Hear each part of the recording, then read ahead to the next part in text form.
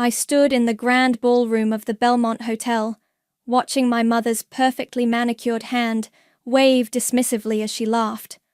"Oh, Bethany? She's our cautionary tale.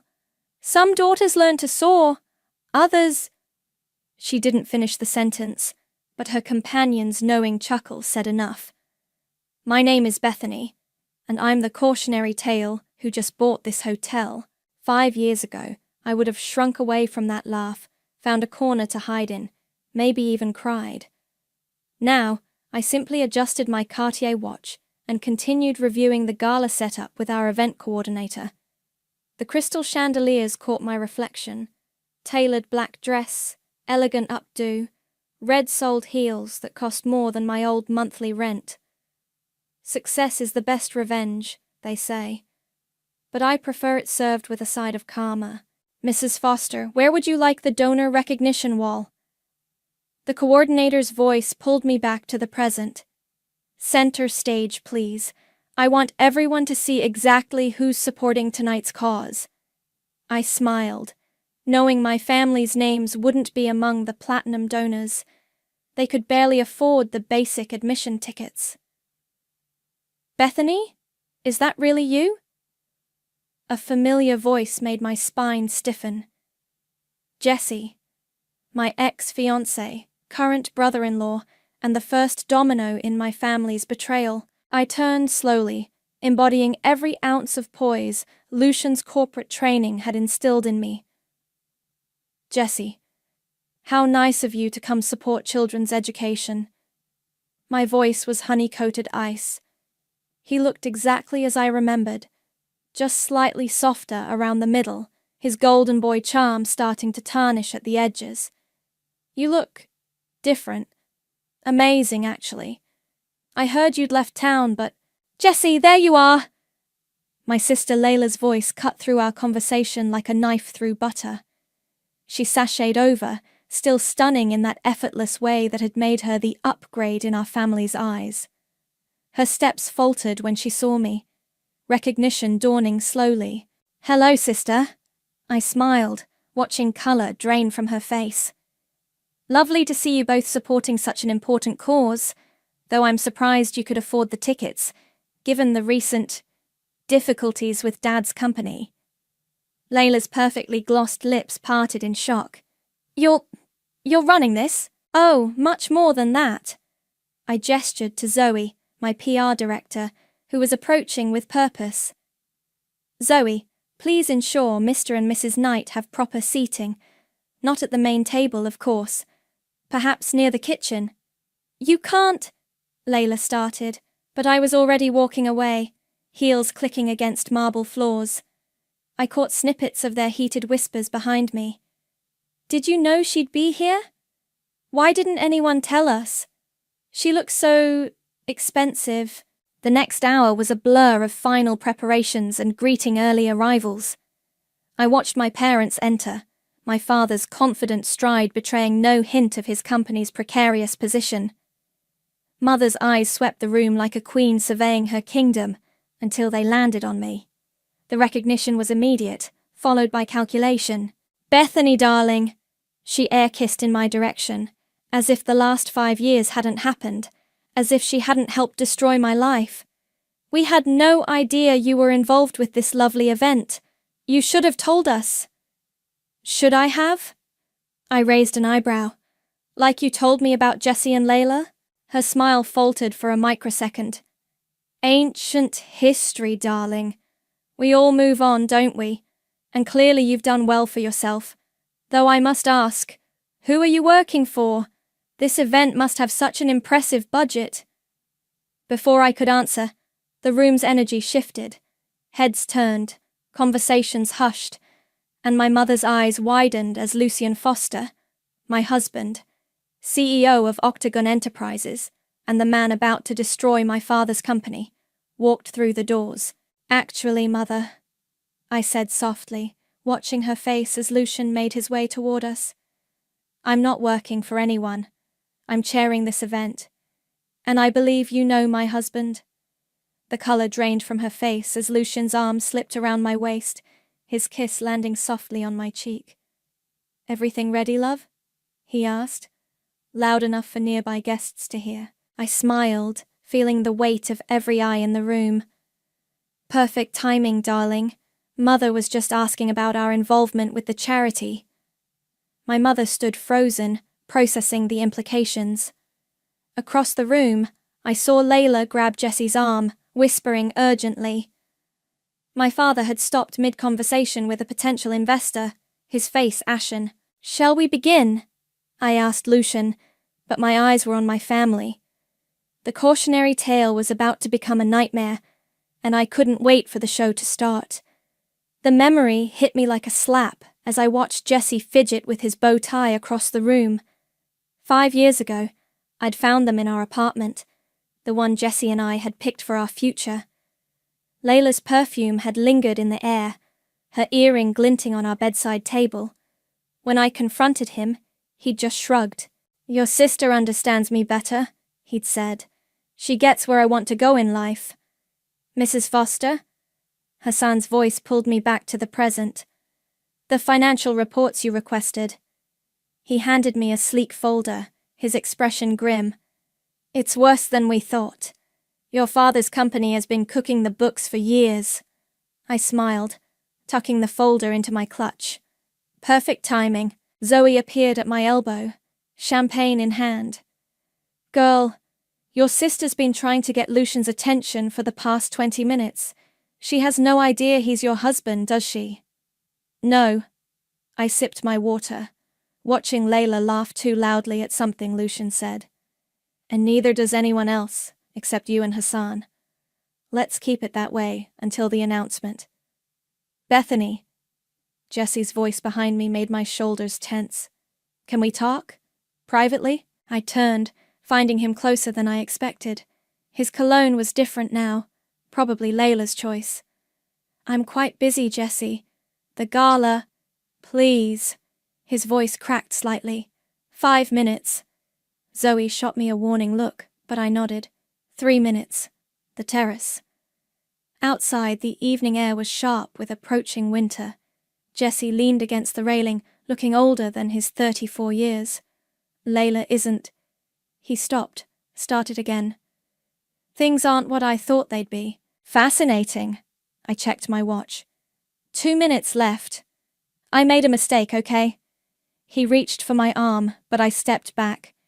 "Your parents, they kept pushing us together. Said you were too bookish, too quiet. That Layla could help my career. I was weak. I know that now." I laughed, the sound brittle in the cold air. "Weak? You were my fiancé. We were planning our wedding, and you slept with my sister in our bed." "I know, 1 minute, Jesse. Make it count." He ran a hand through his hair, frustration evident. "Look at you now. You're magnificent, powerful, everything I thought I wanted Layla to be. If I had known..." "Time's up." I turned to leave, but his next words stopped me cold. "Your father's company is failing, isn't it? I've seen the numbers. We need help, Bethany. For old time's sake." The slap echoed across the terrace. My palm stung, but my voice remained steady. "Don't you dare. You don't get to destroy my life and then ask for favors." "Everything okay out here?" Lucian's voice carried authority without effort. He stood in the doorway, his presence filling the space. Jesse straightened, professional mask sliding back into place. "Mr. Foster, sir. I was just catching up with an old friend." "I see." Lucian's tone could have frozen hell. "And did you find what you were looking for?" Before Jesse could respond, Layla's voice carried from inside. "Jesse, where are you? Daddy needs to talk to you about something." I watched him retreat, shoulders slumped. Lucian moved beside me, his hand finding the small of my back. "You okay?" "Perfect." I leaned into him slightly. "How's my sister's flirting going?" He chuckled. "Terribly obvious. Your mother's been dropping hints about Layla's charity work and how she'd be perfect for corporate events." "Charity work?" I snorted. She once complained that volunteering at a food bank would ruin her manicure. Inside, the gala was in full swing. Hassan caught my eye, tapping his watch. Almost time for the announcements. Beth, Zoe hurried over. You need to see this. Your father's trying to corner Senator Williams about the infrastructure contract. I watched my father gesturing animatedly to the senator, desperation barely hidden behind his confident smile. Mother hovered nearby, ready to smooth any social wrinkles. Let him. I straightened my spine. In 20 minutes, none of it will matter. Bethany. Lucian's voice was soft. Are you sure about this? Once we announce the audit findings? They called me the cautionary tale, remember? I met his eyes. Let's show them what happens when the tale fights back. The orchestra began their final piece before the speeches. Across the room, my family gathered like vultures. Father with the senator, mother directing Layla to stand prominently near the stage, Jesse looking like he wanted to be anywhere else. Places, everyone! Zoe called out. Mr. Foster's announcement is in 10 minutes. I caught my reflection in a window, poised, powerful, nothing like the broken girl who'd fled town in tears 5 years ago. That girl died in a bookstore parking lot, sleeping in her car, and planning her resurrection. Tonight, she would rise from those ashes, and her family would burn instead. Mr. Foster, Layla's voice dripped honey as she touched Lucian's arm. You simply must tell me more about your work with children's education. I've always had such a passion for helping the less fortunate. I watched from across the room, sipping water from a crystal flute. The scene was painfully familiar. Layla, the predator, moving in on her prey. Only this time, she had no idea she was the one being hunted. You know what they say. My mother's voice from 5 years ago echoed in my head. When you upgrade to a better model, you have to discard the prototype. She'd said it at our family dinner, right after announcing Layla and Jesse's engagement. Everyone had laughed. Everyone except me. Mrs. Foster? Hassan appeared at my elbow. The video presentation is ready. Perfect. I watched Layla lean closer to Lucian, her dress cut just low enough to be suggestive. And the audio? Crystal clear. Your sister's conversation with you earlier will play beautifully through the ballroom speakers. Mother materialized beside Layla, champagne in hand. Mr. Foster, I hope my younger daughter isn't bothering you. She's just so passionate about networking with influential people. Lucian's polite smile never wavered. Not at all. She was just telling me about her charitable work. Oh yes, Mother beamed. Layla has such a giving heart. Unlike some people who shall remain nameless, she understands the importance of maintaining proper social connections. I moved closer, timing my approach perfectly. In fact, Mother continued, Layla would be perfect for your company's social initiatives. She has such natural grace, don't you think? Unlike me? I stepped into their circle. Hello, Mother. Still playing matchmaker. The colour drained from both their faces. Layla's hand dropped from Lucian's arm as if burned. I was just, Layla started, trying to secure this one too? I finished for her. Some habits die hard, don't they? Mother recovered first, her society smile firmly in place. Bethany, darling, don't be crude. We were simply having a professional discussion about my husband's company. I raised an eyebrow. How fascinating. The silence that followed was delicious. Layla's perfect mouth formed a small O of horror. Mother's champagne glass trembled slightly. Your husband? Layla whispered. Lucian chose that moment to slide his arm around my waist, dropping a kiss on my temple. I see you've met my wife, he said pleasantly. Bethany's been the driving force behind tonight's event, among other things. But that's impossible, Mother sputtered. You left town with nothing. You were working in some shabby bookstore. The best place to rebuild yourself, I said softly. All those stories of revenge and redemption. Very inspiring. Across the room, Father was still cornering the senator. Jesse stood nearby, looking increasingly uncomfortable as he watched our little drama unfold. "Ladies and gentlemen," Zoe's voice rang out through the speakers. "Please take your seats. The presentation is about to begin." "You should find your tables," I smiled at my mother and sister. "I believe you're seated near the kitchen. The acoustics are quite good there. You won't miss a word." Mother grabbed Layla's arm, pulling her away. I caught snippets of their urgent whispers. "Did you know?" "How could she?" "What will people say?" "You okay?" Lucian squeezed my hand. "Never better." I straightened my spine. "Ready to destroy my father's company?" "After what they did to you?" He kissed my knuckles. "It's the least I can do." The lights dimmed. On the massive screen, images of children in classrooms began to play. I watched my family settle at their distant table. Father finally pulled away from the senator, Mother fixing her makeup to hide her distress, Layla gripping Jesse's arm too tightly. In a moment, I whispered to Lucian, "They'll learn what it feels like to lose everything they value. Status, reputation, power. And how does that make you feel?" I thought about the night I'd left town, my car packed with whatever I could grab. How I'd parked behind that small bookstore, crying until I had no tears left. How the owner found me in the morning and offered me not just a job, but a chance to start over. "They called Layla the upgrade," I said, watching my sister fidget nervously with her napkin. "Let's show them what a real upgrade looks like." The presentation shifted to corporate logos, sponsors, donors, and finally, Octagon Enterprises. I saw my father sit up straighter, probably already calculating how to leverage this connection. If he only knew. "Ladies and gentlemen," the announcer's voice boomed through the ballroom. "Please welcome our keynote speaker, CEO of Octagon Enterprises, Mr. Lucian Foster."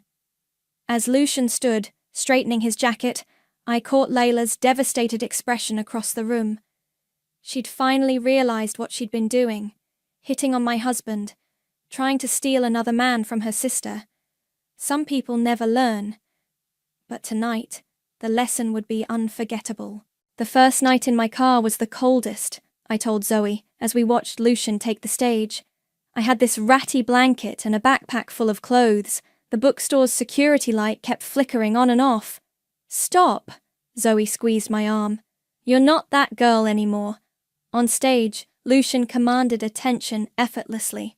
"Tonight isn't just about charity," his voice carried through the ballroom. "It's about integrity, about consequences." I caught Jesse shifting uncomfortably in his seat.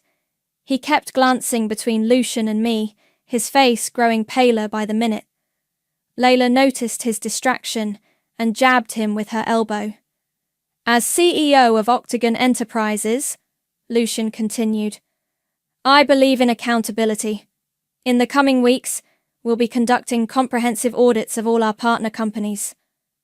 Father's champagne glass froze halfway to his lips. "Speaking of partners," Hassan murmured beside me, "your father's been trying to reach our financial department all week. Seems he's desperate to secure that infrastructure contract before the audit." "Mr. Foster!" Father suddenly stood, raising his glass. "If I might interrupt, I'd like to propose a toast to your exceptional leadership." The room rippled with awkward murmurs. Lucian's smile remained diplomatic. "Thank you, Mr. Lowe, but perhaps we should save the toasts for—" "No, please!" Father stepped forward, his desperation barely concealed. "Everyone here should know about our long-standing partnership. Why, Octagon Enterprises has been crucial to my company's success." "Daddy, sit down," Layla hissed, mortified. I felt a presence beside me and turned to find Jesse, his face drawn. "Bethany, please, whatever you're planning—" "Planning?" I raised an eyebrow. I'm just watching my father make a fool of himself, rather like you did with my sister. You don't understand. If that contract falls through, I'll lose everything? I finished for him. Funny how that feels, isn't it? On stage, Lucian was handling father's interruption with practiced ease. Yes, we value all our partnerships, which is why transparency is so important. Hassan, would you join me? Hassan straightened his tie and headed for the stage. Father's face went from desperate to ashen. Remember the bookstore owner? I turned back to Jessie. Margaret. She found me crying in her parking lot at 6 a.m., offered me coffee, then a job, said broken things could be rebuilt stronger. Bethany. She introduced me to Lucian. He came in looking for first editions. I was shelving books in my second-hand clothes, but he saw something in me that you and my family missed. Hassan was now displaying financial graphs on the screen. Father had sunk back into his chair, mother clutching his arm. Your sister, Jessie's voice cracked. She's not what I thought. Nothing like you. No, I agreed. She's exactly what you deserve. Layla was storming toward us, her face twisted with fury. What did you do? She demanded. Daddy looks like he's about to faint. Karma, I smiled. It's a fascinating concept, rather like upgrading to a better model, wouldn't you say? You vindictive little... Ladies and gentlemen, Hassan's voice cut through the tension. Our preliminary audits have revealed some concerning discrepancies in several partner companies. Most notably... Stop! Father lurched to his feet again. This is inappropriate for a charity event. On the contrary, Lucian stepped forward. This charity focuses on education. What better lesson than showing children the importance of honest business practices? The screen behind him filled with damning numbers. I watched my father's empire crumble in real time, each figure another nail in his professional coffin. You planned this. Layla grabbed my arm. You married him just to destroy us. I carefully removed her hand. No, sister.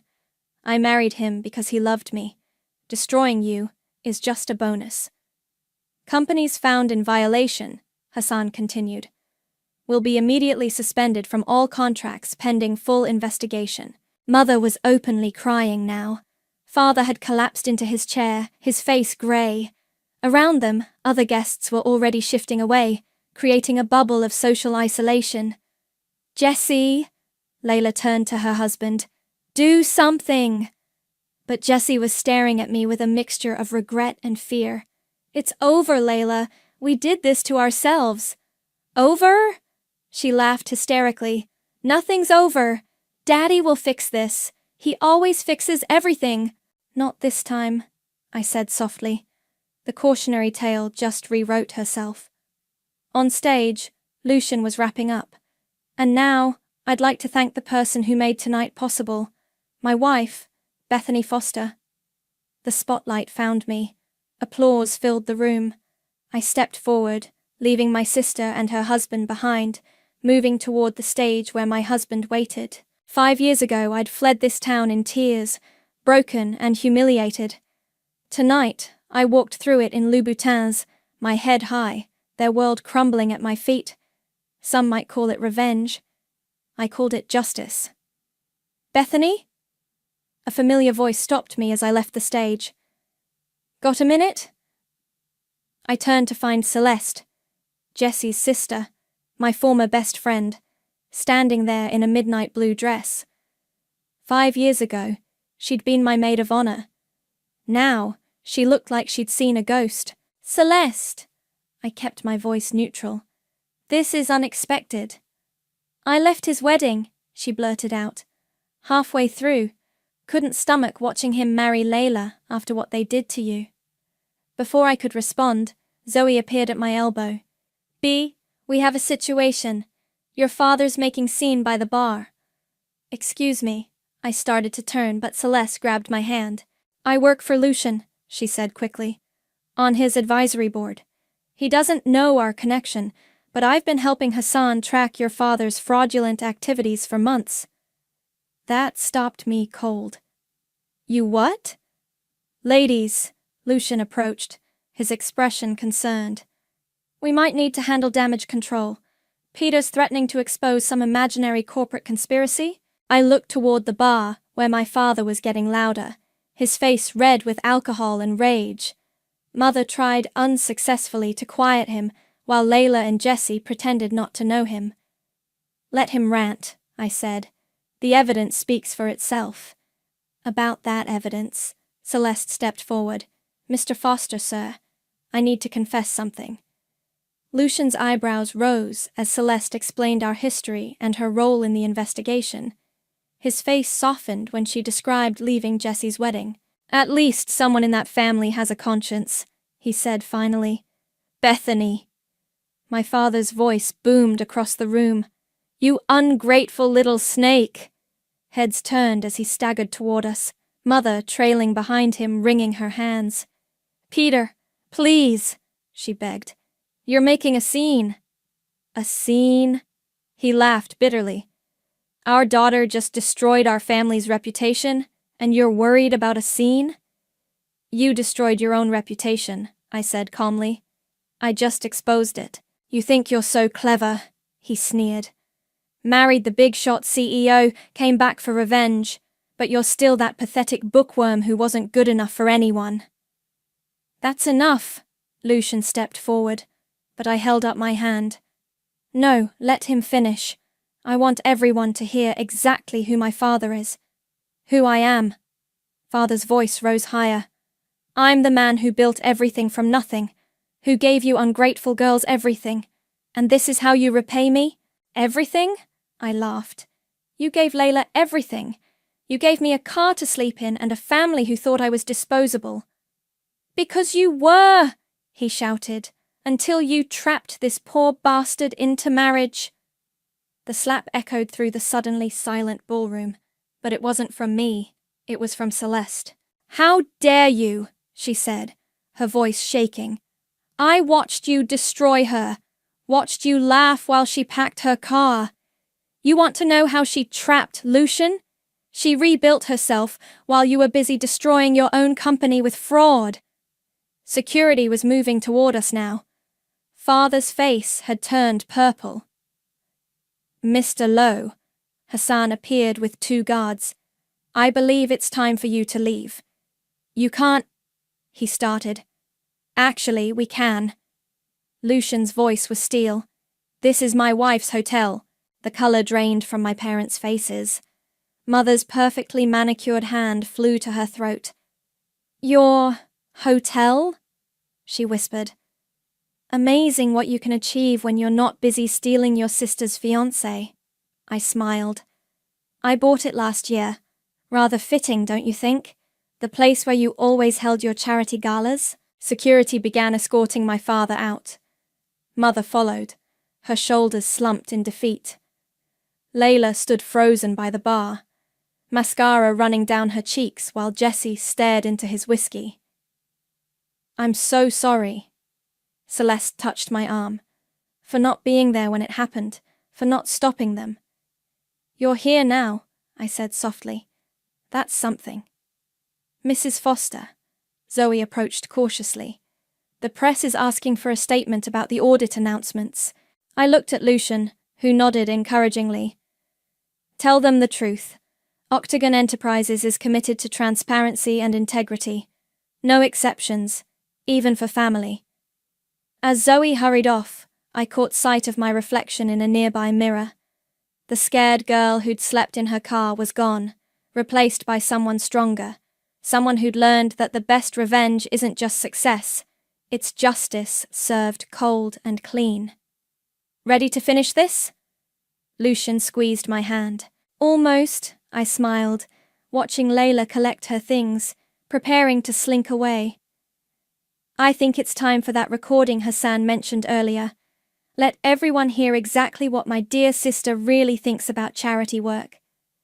Celeste grinned. Now that's the Bethany I remember. The night wasn't over yet, and neither was the lesson. Everything's set in the green room, Zoe whispered, adjusting her earpiece.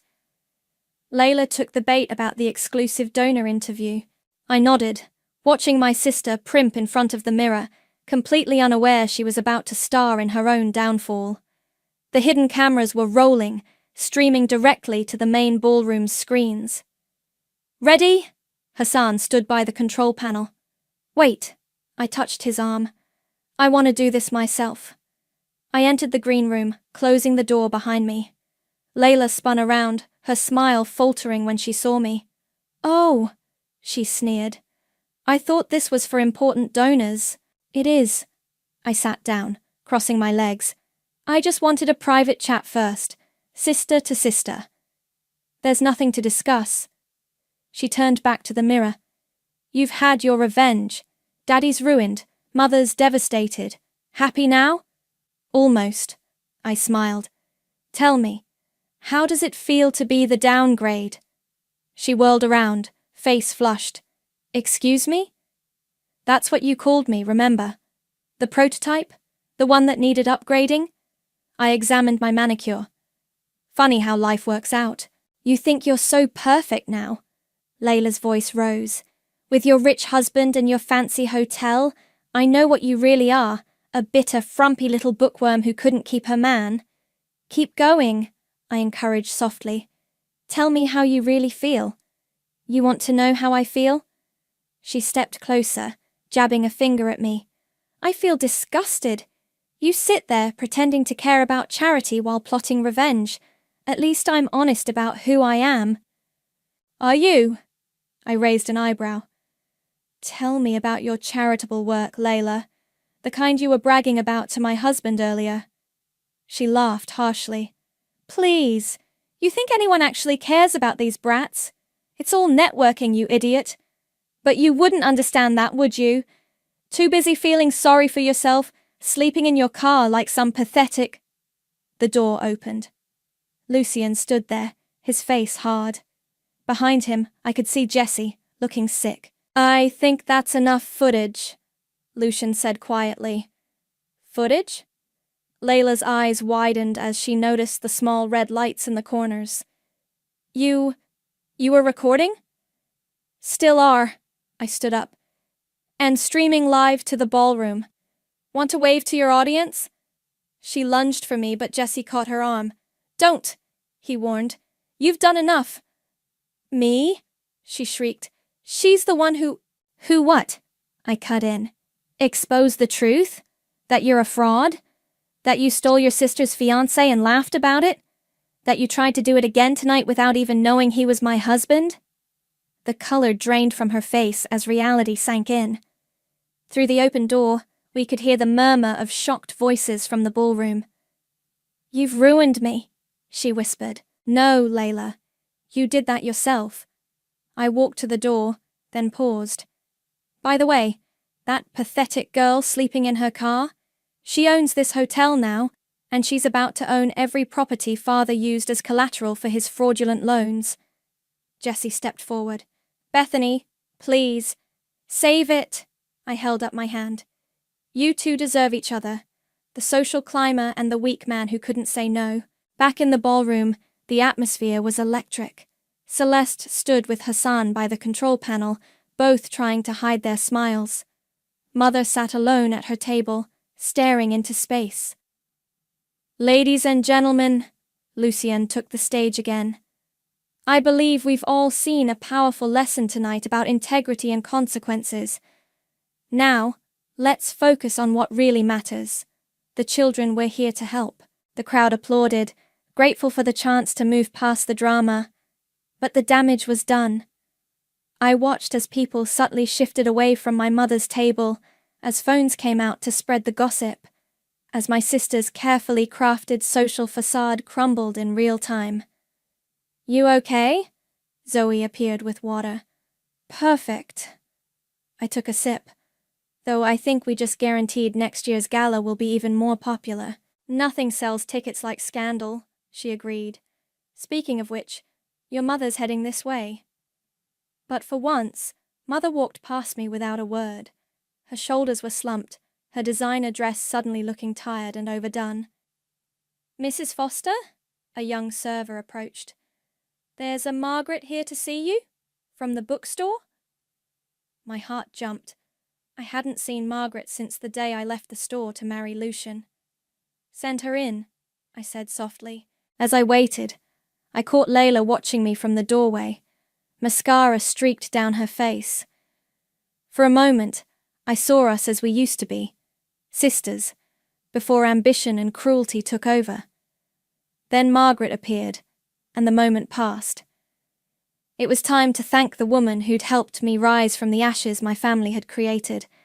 After all, every good revenge story needs a fairy godmother. "Look at you." Margaret's eyes crinkled as she hugged me. "From sleeping in your car to owning the hotel, I always knew you had it in you." "I had help," I smiled, breathing in her familiar scent of coffee and old books. "You gave me a chance when no one else would." "Speaking of chances," Lucian appeared beside us, "I believe it's time for the final announcement." Margaret squeezed my hand. "Go get 'em, kid." The ballroom hushed as Lucian took the stage one last time. I watched my mother perk up slightly, probably hoping for some last-minute redemption.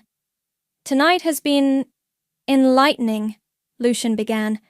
"We've seen the importance of integrity, of facing consequences. But there's one more announcement to make." Hassan stepped forward with a folder. My father, who had somehow sneaked back in, straightened in his chair. "Octagon Enterprises is launching a new educational initiative," Lucian continued. "A scholarship program for students who've overcome significant personal obstacles, and we're naming it after someone who exemplifies that spirit of resilience." I felt Margaret's hand on my shoulder as Lucian's voice filled the room. "The Margaret Williams Scholarship Fund will provide full university funding for students who, like my wife, found themselves starting over with nothing but determination and grace." The applause was immediate. Margaret's eyes filled with tears as Lucian gestured for us both to join him on stage. "No," Father's voice cut through the applause. "This is ridiculous. That bookstore witch helped you steal my daughter." "Peter," Mother hissed, trying to pull him back down. "Actually," I took the microphone from Lucian, "Margaret saved your daughter. When you and Mother were too busy grooming Layla to steal my fiancé, Margaret gave me a job. When you laughed about upgrading to a better model, she taught me my worth." "And look how you repaid us," he shouted, "by destroying everything I built." "Everything you stole," Hassan corrected, stepping forward. "The audit revealed systematic fraud going back years. Care to explain the offshore accounts, Mr. Lowe?" Father's face went from red to white. In the shocked silence, I heard Mother's sharp intake of breath. "Peter," she whispered, "what offshore accounts?" "It's not what you think," he stammered. "I was just trying to protect our lifestyle, our status." "Your status?" Celeste stood up. "You mean the status you built by destroying your own daughter? Well, guess what? As head of Octagon's advisory board, I'm officially recommending criminal charges." The room erupted in whispers. Security moved toward my father again, but this time, Mother stepped away from him. "All these years," she said, her voice breaking, "all these years of looking down on Bethany for being common, and you were stealing money." "Margot, please," he reached for her, "don't touch me." She backed away. "I supported you when you pushed Jessie toward Layla. I laughed at my own daughter because you said it was for the best. And now we're nothing but criminals." Lila, who had been surprisingly quiet, suddenly laughed, a harsh, broken sound. "Oh, this is perfect. Daddy's a thief, Mother's having a crisis, and little bookworm Bethany owns us all." "Not quite all," Lucian smiled coldly. "Hassan, would you like to share the other findings?" Hassan opened his folder. "Mr. Knight, care to explain why your signature appears on several of these fraudulent documents?" Jessie, who had been trying to blend into the background, froze. I I was just following orders. Following orders? Layla's voice rose hysterically. You knew about this. Darling. He reached for her, but she recoiled. Don't darling me. You let me humiliate myself trying to seduce her husband when you knew we were about to lose everything. Security was moving in now, discreet but firm. Father seemed to deflate before our eyes, his carefully maintained facade crumbling completely. The authorities have been notified, Hassan announced. They'll want to speak with both Mr. Lowe and Mr. Knight. As they were led away, I turned back to the microphone. The Margaret Williams Scholarship Fund will ensure that no one has to sleep in their car to escape toxic family dynamics. Sometimes the best revenge isn't destruction, it's creation, building something meaningful from the ashes of betrayal. Margaret hugged me again as the room erupted in genuine applause. Across the crowd, I saw Mother sitting alone, her perfect world shattered. Layla had disappeared, probably to call her lawyer. Ready to go home? Lucian whispered in my ear. I looked around the ballroom one last time, at Margaret, who'd saved me, at Celeste, who'd chosen integrity over family loyalty, at Zoe and Hassan, who'd helped orchestrate this perfect storm of justice. Yes, I smiled. But first, I have one more announcement to make. I turned to Lucian, taking his hand and placing it gently on my still flat stomach. His eyes widened as understanding dawned. Sometimes, the best revenge is living well. And sometimes, it's creating a new generation that will never know the pain of betrayal. The morning sun streamed through our penthouse windows as I sipped ginger tea, watching the news unfold on TV. My father's face filled the screen as reporters detailed his arrest. The headline scrolled beneath, "Prominent developer arrested for fraud." You should be resting, Lucian said, joining me on the couch. I'm pregnant, not invalid. I smiled, touching my barely visible bump. Besides, I wouldn't miss this for anything. My phone buzzed, another message from Layla. The 10th this week, each one more desperate than the last. Still trying to reach you? Lucian asked. She wants me to help with Jessie's legal fees. I showed him the message. Says she'll make it up to me somehow. Some people never learn. The elevator chimed, and Zoe burst in, waving a newspaper. Have you seen this? Your mother's filing for divorce. I took the paper, scanning the society column. There was Mother, looking 10 years older, being quoted about starting over and acknowledging past mistakes. She sent me a letter, I said quietly. Asked if we could meet for coffee. Said she wants to be a proper grandmother.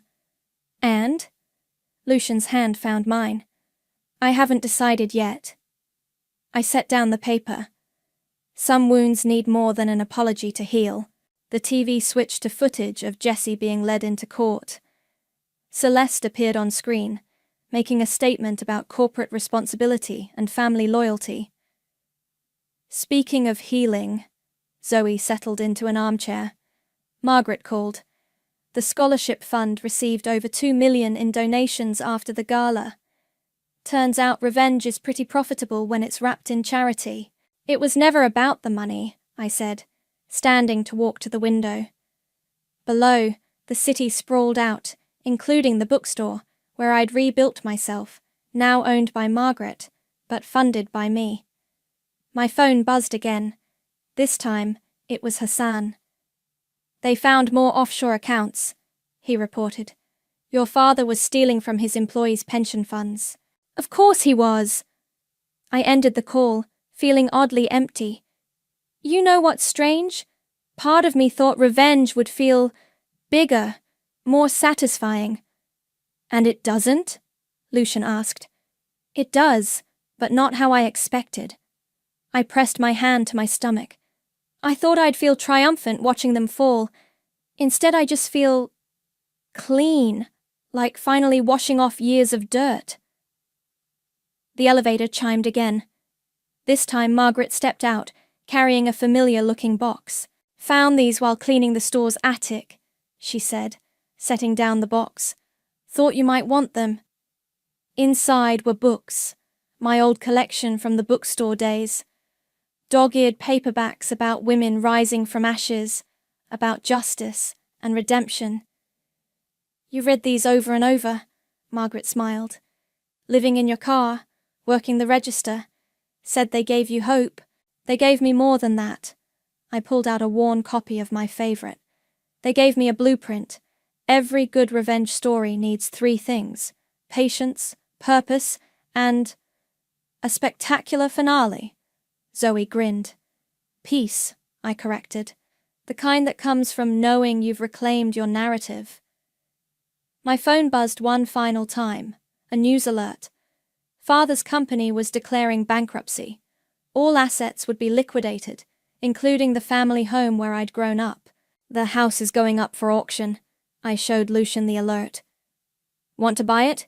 He asked. We could turn it into something meaningful. I thought about it, remembering Sunday dinners where I was never good enough, family photos where I was always slightly out of frame. No, I decided. Let someone else make new memories there. We'll build our own home, with our own traditions. Speaking of traditions, Margaret pulled something else from her bag, a small, wrapped package. A gift for the baby. Every child needs their first book. Inside was a leather-bound collection of fairy tales, not the sanitized versions, but the original stories where justice wasn't always kind, but was always served. Perfect, I smiled, tracing the embossed cover. Some stories need to be remembered. Zoe's phone chimed. Layla's giving an interview, she announced, claiming she was also a victim of your father's schemes. Let her spin her stories, I said, settling back onto the couch with my book. We know the truth. Outside, the city continued its rhythm. Somewhere, my father sat in a cell. My mother planned her new life. My sister crafted her excuses. But here, in this penthouse with my chosen family, I finally felt the weight of the past lift. Read to us? Lucian asked, nodding at the fairy tale book. I opened to the first page, one hand resting on my growing bump. Once upon a time, I began, there was a girl who learned that the best revenge isn't just surviving, it's thriving. Some say revenge is hollow, but they're wrong. Sometimes, revenge is just another word for justice, and justice, when served cold and clean, tastes like freedom.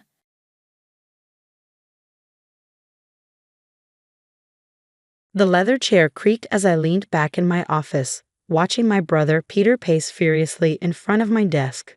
His expensive suit was wrinkled, his normally perfect hair disheveled. Signs that his carefully constructed facade was cracking. You think you're so clever, don't you?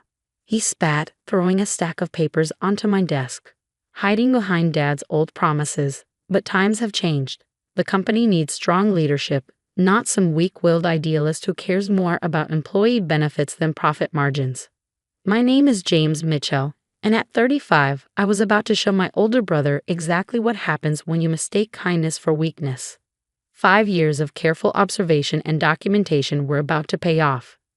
Are you done? I asked calmly, not touching the transfer documents he'd thrown down.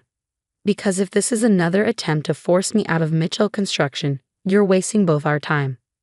Peter stopped pacing, his face reddening. This isn't a request anymore, James. Either you sign over your shares voluntarily or certain information about your past might find its way to the board. I raised an eyebrow, keeping my expression neutral despite the anger building inside me. What information would that be? He smiled, the same smug grin he'd worn since childhood when he thought he had the upper hand. Remember that project in Denver? The one where the numbers didn't quite add up? I know what really happened. The irony almost made me laugh. The Denver project, where I first discovered Peter's illegal kickback scheme with our suppliers. He thought he found dirt on me, but all he'd done was give me an opening.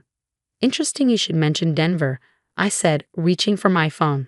I have some recordings you might want to hear. His smile faltered slightly. What recordings? I pulled up an audio file and pressed play. Peter's voice filled the room.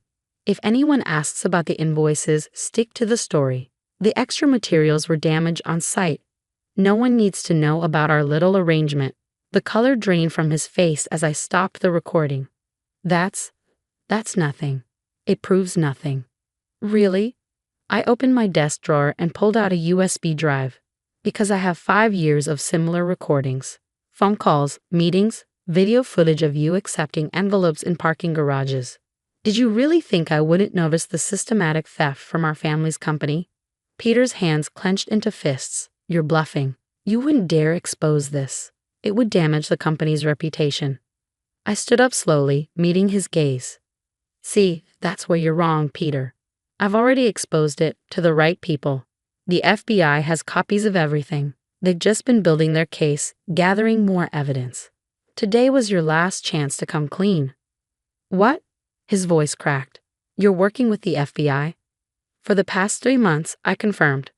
Ever since I found proof that you were not just taking kickbacks, but laundering money for some very dangerous people. Did you think I wouldn't investigate when our steel suppliers suddenly doubled their prices, but our costs somehow went down? Peter lunged forward, grabbing the USB drive from my desk, but I didn't try to stop him. This is the only copy, right? You destroy this, and it's your word against mine. I almost felt sorry for him as I pulled out my phone again, sending a quick text. Almost. That's just a blank drive, Peter. A prop. Everything real is already safely stored where you can't touch it. As if on cue, there was a knock at my office door. Agent Sarah Martinez stepped in, followed by 2 other FBI agents. Peter Mitchell, we have some questions about your business dealings. I watched as understanding finally dawned on my brother's face, the realization that his scheme was unraveling, that his own arrogance had been his undoing. You set me up, he whispered, staring at me with a mixture of rage and disbelief. No, I corrected him, sitting back down at my desk. You did this to yourself. I just made sure there would be consequences. The morning after Peter's arrest, I sat in Mitchell Construction's main conference room, facing our stunned board of directors. The mahogany table that had witnessed decades of family leadership now felt like a barrier between 2 worlds, the company we had been, and the one we would become. Let me get this straight, Marcus Chen, our longest-serving board member, said as he reviewed the documents in front of him. Peter has been running a kickback scheme through our supply chain for 5 years. The kickbacks were just the beginning, I replied, pulling up a presentation on the screen. He was using our legitimate contracts as cover for money laundering. The inflated supply costs, the ghost employees on payroll, the phantom project expenses. It was all designed to clean dirty money for the Ramirez cartel. The room went silent. Tom Bradley, another board member, dropped his glasses onto the table. The cartel? My God, James. Do you realize how deep this goes? I nodded, clicking through to the next slide. That's why I had to be careful. One wrong move, and it wouldn't have just been the company at risk. People could have died. My phone buzzed. Another message from Agent Martinez. Your brother's asking to make a deal. Says he has names. You were right about him cracking under pressure. Sarah, our head of legal, cleared her throat. The question now is how we move forward. This could destroy us if it becomes public. I stood up, walking to the window that overlooked the city skyline. Down below, I could see the cranes and scaffolding of our latest project, a children's hospital we'd won the contract for last year. Peter had fought against bidding on it, claiming the profit margins were too low. Now I knew why. It would have been too visible, too scrutinized for his schemes. We get ahead of it, I said, turning back to face the board. Complete transparency with the authorities, full cooperation with the investigation. We show that Peter's actions were those of a rogue executive, not a reflection of our company's values. And the financial impact? Marcus asked. I clicked to the next slide, showing a series of calculations. I've been preparing for this. Over the past year, I've been quietly restructuring our supplier relationships, building legitimate alternatives to Peter's compromised channels. We'll take a hit, but we'll survive. Just then, my assistant knocked and entered quickly. James, you need to see this. She handed me her tablet, open to a breaking news article. My stomach dropped as I read the headline. Mitchell Construction here arrested in FBI raid. Cartel connections alleged. The board member's phone started buzzing as the news spread. Sarah was already on her phone, likely calling our PR team. But I remained calm, having anticipated this moment. Ladies and gentlemen, I said, raising my voice slightly to cut through the growing chaos. This is what we prepare for. Sarah, initiate protocol echo. Marcus, call an emergency shareholder meeting for tomorrow morning. Tom, get our project managers on a conference call. They need to hear this from us first. As the room erupted into activity, I felt a strange sense of relief. The secret I carried for 5 years was finally out. The weight of watching, waiting, documenting every illegal move my brother made, it was over. My phone buzzed again, this time with a call from my mother. I stepped out into the hallway to answer it. James, her voice was shaking. Tell me it's not true. Tell me Peter wouldn't. Mom, I said softly, we need to talk. But not over the phone. Come to my office? An hour later, she sat across from me, her hands wrapped around a cup of tea that had gone cold. I just finished showing her a small fraction of the evidence I gathered against Peter. All this time, she whispered, you carried this burden alone. Why didn't you come to me? I thought about all the family dinners where Peter had played the perfect son, about how he'd systematically turned our parents against my concerns over the years. Would you have believed me? Peter was always the golden child, Ma. The one who could do no wrong. She flinched at my words, but didn't argue. And now? What happens to him now? That depends on how much he cooperates, I said, checking a new message from Agent Martinez. Right now, he's trying to save himself by giving up his contacts in the cartel. And the company? She asked. Your father built this from nothing, James. It was his legacy to both of you. I walked to my office wall, where a photo hung of my father and me at my first construction site. I was 12, wearing an oversized hard hat, beaming up at him. That's why I had to stop Peter, Mom. Dad built this company on integrity, on doing things right. Peter was destroying that, piece by piece. She stood up, walking over to join me at the photo. Your father would be proud of you, James, not just for saving the company, but for how you did it. You gave Peter every chance to stop, didn't you? I nodded, remembering the countless subtle warnings I'd dropped over the years, the opportunities I created for him to come clean. Until the very end. But he was too far gone, too convinced of his own invincibility. 6 months after Peter's arrest, I stood at the podium in Mitchell Construction's main auditorium, facing our employees, the press, and a future I never expected to navigate alone. Today marks a new chapter, I began, my voice steady despite the cameras flashing. Mitchell Construction isn't just surviving. We're emerging stronger, more transparent, and more committed than ever to our core values. The past months had been a whirlwind of federal investigations, damage control, and rebuilding trust. Peter had eventually pleaded guilty, turning state's evidence against the cartel in exchange for a reduced sentence. His cooperation had led to dozens of arrests and the dismantling of a major money laundering operation. As I continued my speech, I caught sight of Agent Martinez in the audience, giving me a subtle nod. Earlier that morning, she delivered the news. The last of Peter's cartel contacts had been arrested in Mexico. The threat that had hung over our company was finally gone. Some of you have asked why I waited so long to expose what was happening, I said, addressing the question that had haunted many discussions. The truth is, gathering evidence wasn't enough. We needed to ensure that when we moved, we could protect everyone involved. Our employees, our clients, our partners. My phone buzzed in my pocket, a message from Peter's lawyer. He wanted to meet. Again.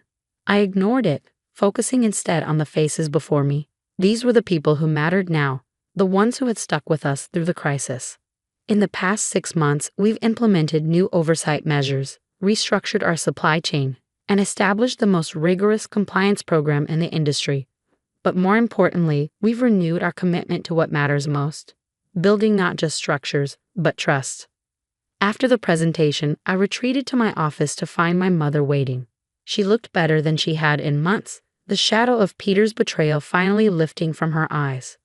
He wrote to me, she said without preamble. From prison. I sat down behind my desk, already guessing what was coming. And? He wants to meet with you. Says he has information about other companies involved in his schemes. Claims he wants to make things right. I pulled out my tablet, bringing up the latest company financials. Our profits are up 15% since we cleaned house. Client confidence is restored. The FBI has everything they need from him. There's nothing left to make right. He's still your brother, James. I looked up at her, seeing the pain in her eyes.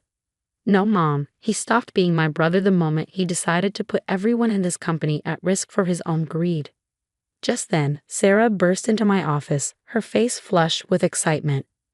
James, you need to see this. The Children's Hospital project? We just got the final approval. All the funding is secured. I smiled, remembering how Peter had mocked this project as a waste of resources. Get the team together. Let's do this right. My mother watched this exchange with a mixture of sadness and pride. Your father always said you had the heart for this business. Peter had the ambition, but you had the heart. Dad also said something else. I replied, standing up. He said success without integrity isn't success at all. It's just failure in disguise. Later that evening, as I walked through the quiet halls of our headquarters, I paused at the wall of company photos. There was one from the groundbreaking of our first major project. Dad, Peter, and me, all wearing hard hats and smiling. I thought about taking it down after everything that happened, but decided against it. It was a reminder of where we came from and why the truth mattered. My phone buzzed one last time, another message from Peter's lawyer. Final chance. He has information you need to hear. I typed a simple reply. The truth already came out. There's nothing left to say. Turning off my phone, I gathered my things and headed for the elevator.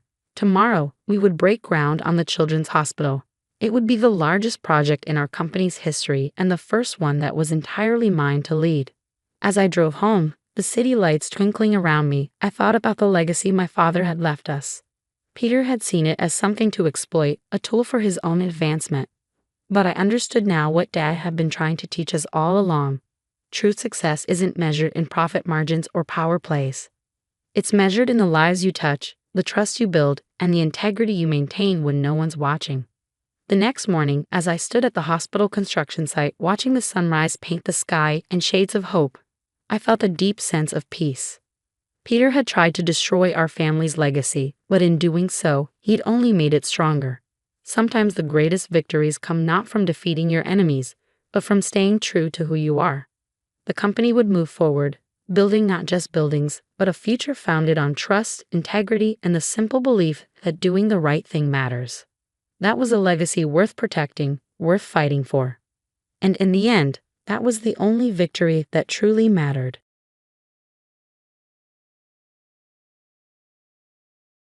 Another client termination notice, my assistant Lisa asked as I stared at the email on my screen. That's the fifth one this week. I nodded, my jaw tight. All of them giving the same reason. They were transferring their business to Summit Solutions, my brother David's company. My name is Alexandra Chen, and at 35, I was watching the business I'd spent 10 years building crumble piece by piece. Not because of market forces or bad decisions, but because my own brother had orchestrated its destruction. Have you heard from the Torres account? I asked Lisa, though I already knew the answer. They'd been our biggest client, worth nearly $2 million in annual contracts. She shook her head. David has a meeting with them this afternoon. Of course he did. David had been systematically targeting my top clients for months, using inside information he gathered during our years working together, before he'd left to start his own company, before he decided that destroying mine was his path to success. My phone buzzed. Speak of the devil. Hello, David, I said, keeping my voice neutral. Hey, sis, he said, his tone dripping with fake concern. Just wanted to give you a heads up. Torres signed with us this morning. Thought you should hear it from me. I closed my eyes, gripping the phone tighter. How generous of you. Look, Alex, this is just business. You know how it goes. The strong survive, the weak. He paused for effect. Well, they should probably start looking for new opportunities. Is that what Mom would say? I asked quietly. Is this how she raised us to treat family? His laugh was sharp. Don't bring Mom into this. She's been gone for 5 years. This is about business, not family. And frankly, you're not cut out for it. Never were. I thought about the flash drive in my desk drawer, the one containing information that could change everything. Maybe you're right, I said softly. Maybe I'm not cut out for this after all. Finally admitting it, he sounded smug. Tell you what, I'll buy your client list for 10 cents on the dollar. It's more than fair considering most of them are jumping ship anyway. I glanced at Lisa, who was watching me with concern. She knew what was in that flash drive too. Knew what David didn't. I'll think about it, I replied. Was there anything else? Yeah, actually, Mom's house. I think it's time we sold it. No point holding onto it when your company can't even afford the property taxes anymore. The house. Our childhood home, where Mom had raised us after Dad died. Where she taught us about business, ethics, the importance of family. David knew how much it meant to me. I understand, I said, my voice steady despite the anger burning in my chest. Send me the paperwork and I'll review it. After hanging up, I pulled out the flash drive and connected it to my laptop. The files inside were exactly as I remembered. Emails, financial records, client communications, all documenting David's methods for stealing my clients. What he didn't know was that I'd been gathering evidence for months. Every underhanded tactic, every stolen trade secret, every violated non-compete agreement, all meticulously documented. But that wasn't even the biggest secret. Should I call them? Lisa asked, knowing exactly what I was thinking. I nodded. It's time. Set up the meeting for tomorrow. She picked up her phone, dialing a number we'd had ready for weeks. Hello, Mr. Torres. Yes, this is Lisa from Chen Consulting. Ms. Chen would like to schedule that meeting we discussed. Yes, the one about Summit Solutions fraudulent certifications. I smiled, remembering the day I discovered David's biggest mistake. In his rush to steal my clients, he falsified his company's security certifications, the ones required to handle government contracts. The same contracts that made up 60% of the Torres account. David thought he was destroying my company. He didn't realize he was actually destroying himself. Meeting confirmed for 9 a.m., Lisa announced. Mr. Torres sounded very interested in what we have to share. I stood up, walking to the window of my office. The city sprawled below, including the gleaming building where David's company was headquartered. He was probably there now, celebrating his latest victory, thinking he'd finally beaten his big sister. Send the preliminary documents to the FBI as well, I told Lisa. It's time they had a look at Summit Solutions certification records. Mom always said that success wasn't about being the strongest or the most ruthless. It was about being the smartest, the most prepared. About doing things the right way, even when others didn't. I touched the photo of her on my desk, remembering her words from so long ago. The truth always comes out, Alexandra. Your job is to be ready when it does. Well, Mom, I thought. I'm ready now. My phone buzzed again. Another message from David. Checking in about that client list offer. Tick-tock, sis. Time's running out. I typed back a simple response. You're right, time is running out, but not for me. The next morning, I arrived at the office early. The meeting with Mr. Torres wasn't until 9, but I needed time to prepare. Lisa was already there, arranging documents on the conference room table. Everything's ready, she said, handing me a coffee. FBI agent Wilson called. They're very interested in the certification documentation we sent over. I nodded, reviewing the papers one last time. Financial records, emails, and most damaging of all, proof that David had forged federal security certifications to handle government contracts. It wasn't just unethical, it was criminal. My phone buzzed. David again. Just had breakfast with Johnson Tech. Guess who's their new strategic partner? Your client list offer expires at noon. Take it or leave it. I set the phone down without responding. Johnson Tech was about to learn some interesting things about their new partner. At 8:55, Mr. Torres arrived. He was a tall man with sharp eyes and an even sharper mind. Exactly the kind of person who wouldn't appreciate being deceived. Alexandra, he said as I greeted him. Your message was concerning. You mentioned something about Summit Solutions certifications. Please sit down. I gestured to the conference room. What I'm about to show you affects not just your company, but potentially your government contracts as well. For the next hour, I laid out everything we discovered. How David had falsified his company's security credentials. How he'd used stolen information to poach clients. The federal regulations he'd violated in the process. Mr. Torres's face grew darker with each revelation. These government contracts, he said slowly, they require top-level security clearance. If Summit Solutions isn't properly certified, your company could be held liable. I finished. The contracts could be voided, and there might be federal penalties. He picked up one of the documents, examining it closely. And you can prove all of this. I pulled out the flash drive. Every email, every falsified document, every violation. It's all here. The FBI already has copies. His hand tightened around the paper. That son of a... He assured us everything was in order. We have millions riding on these contracts.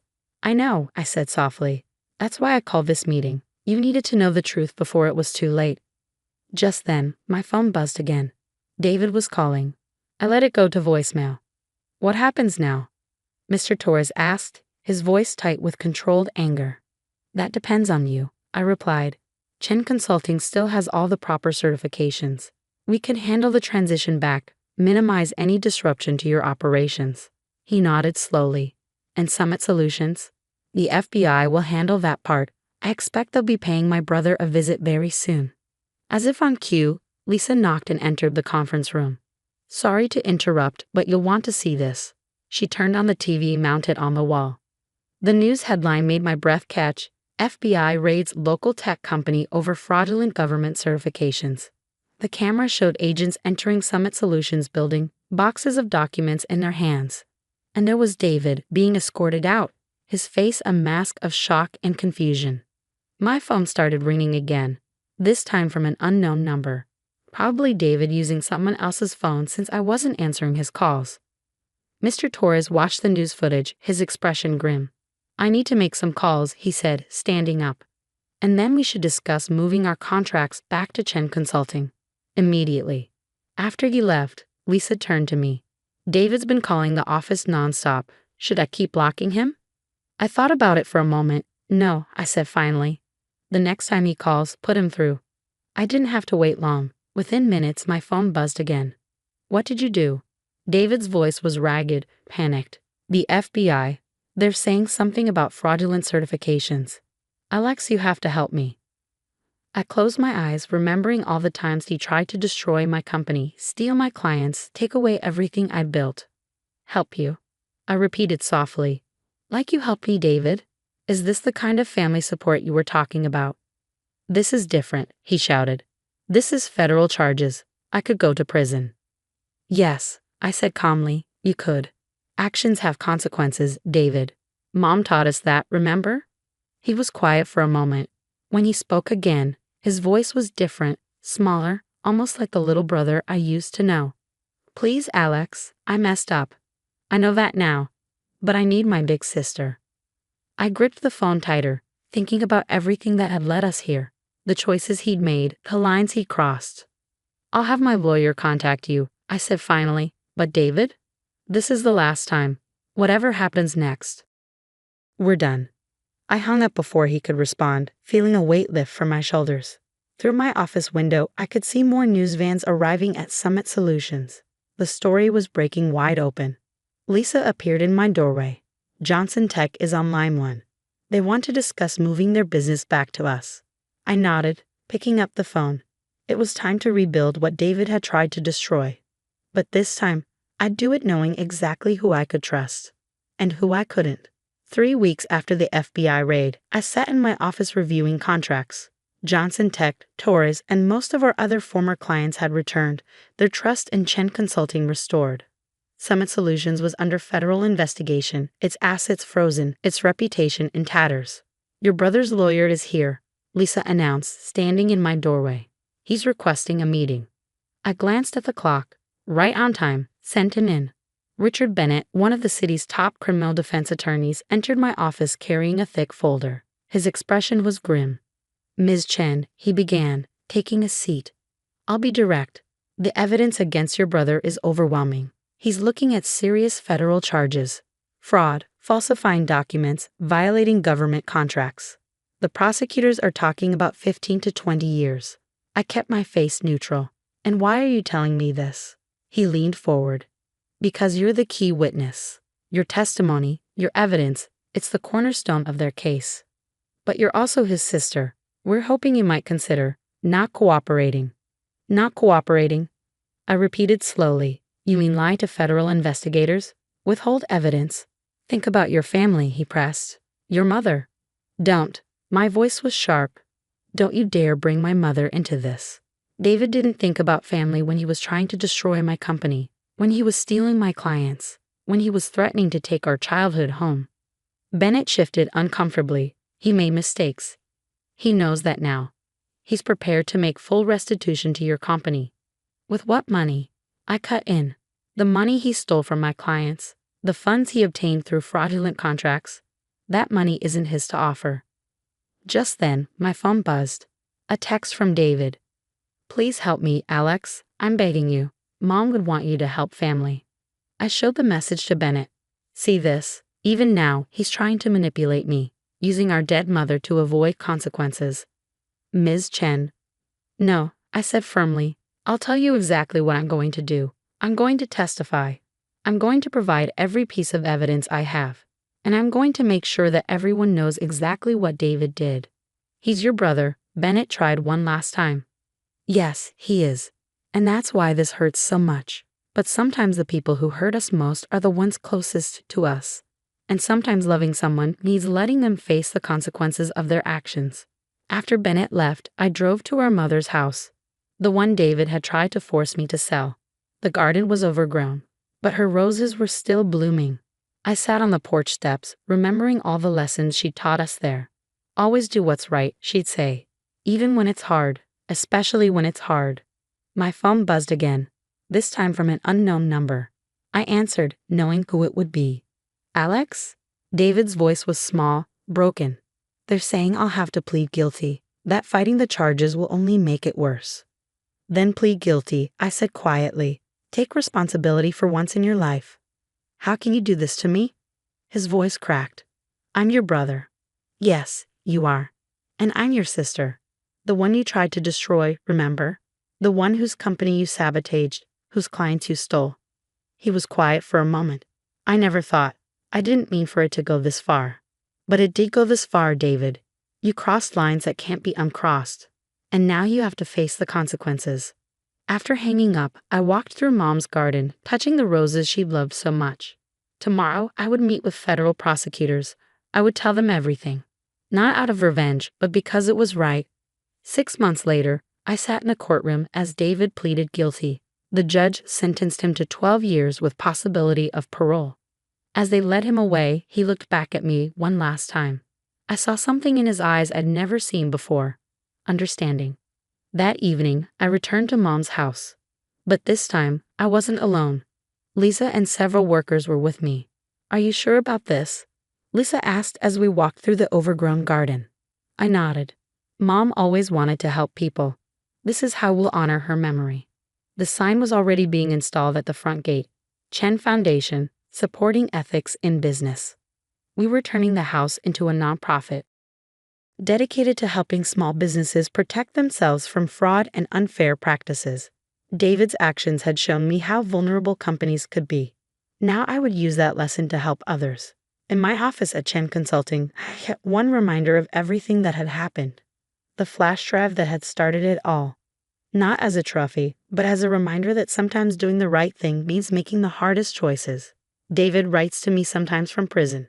His letters are different now, more reflective, less manipulative. Maybe he's changed. Maybe he hasn't.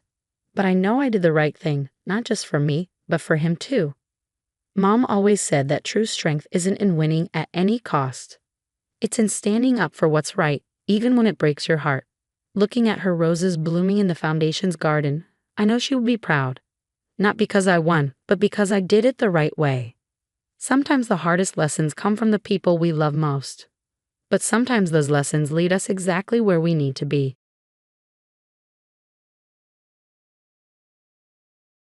I should have known Rebecca would ruin everything.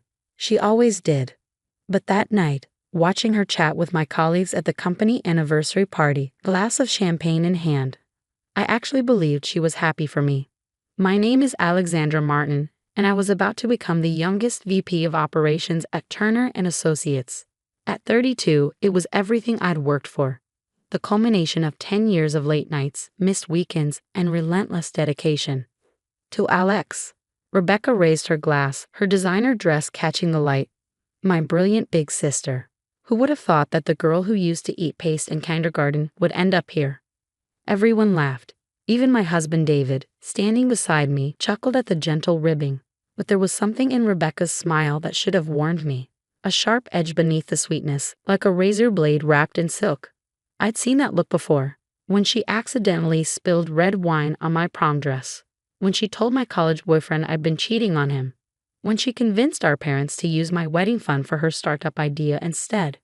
But this was different. I was different. At 32, I had finally built something she couldn't touch. A career I'd earned through merit, not manipulation. A marriage built on trust and understanding. I thought I was untouchable. I was wrong.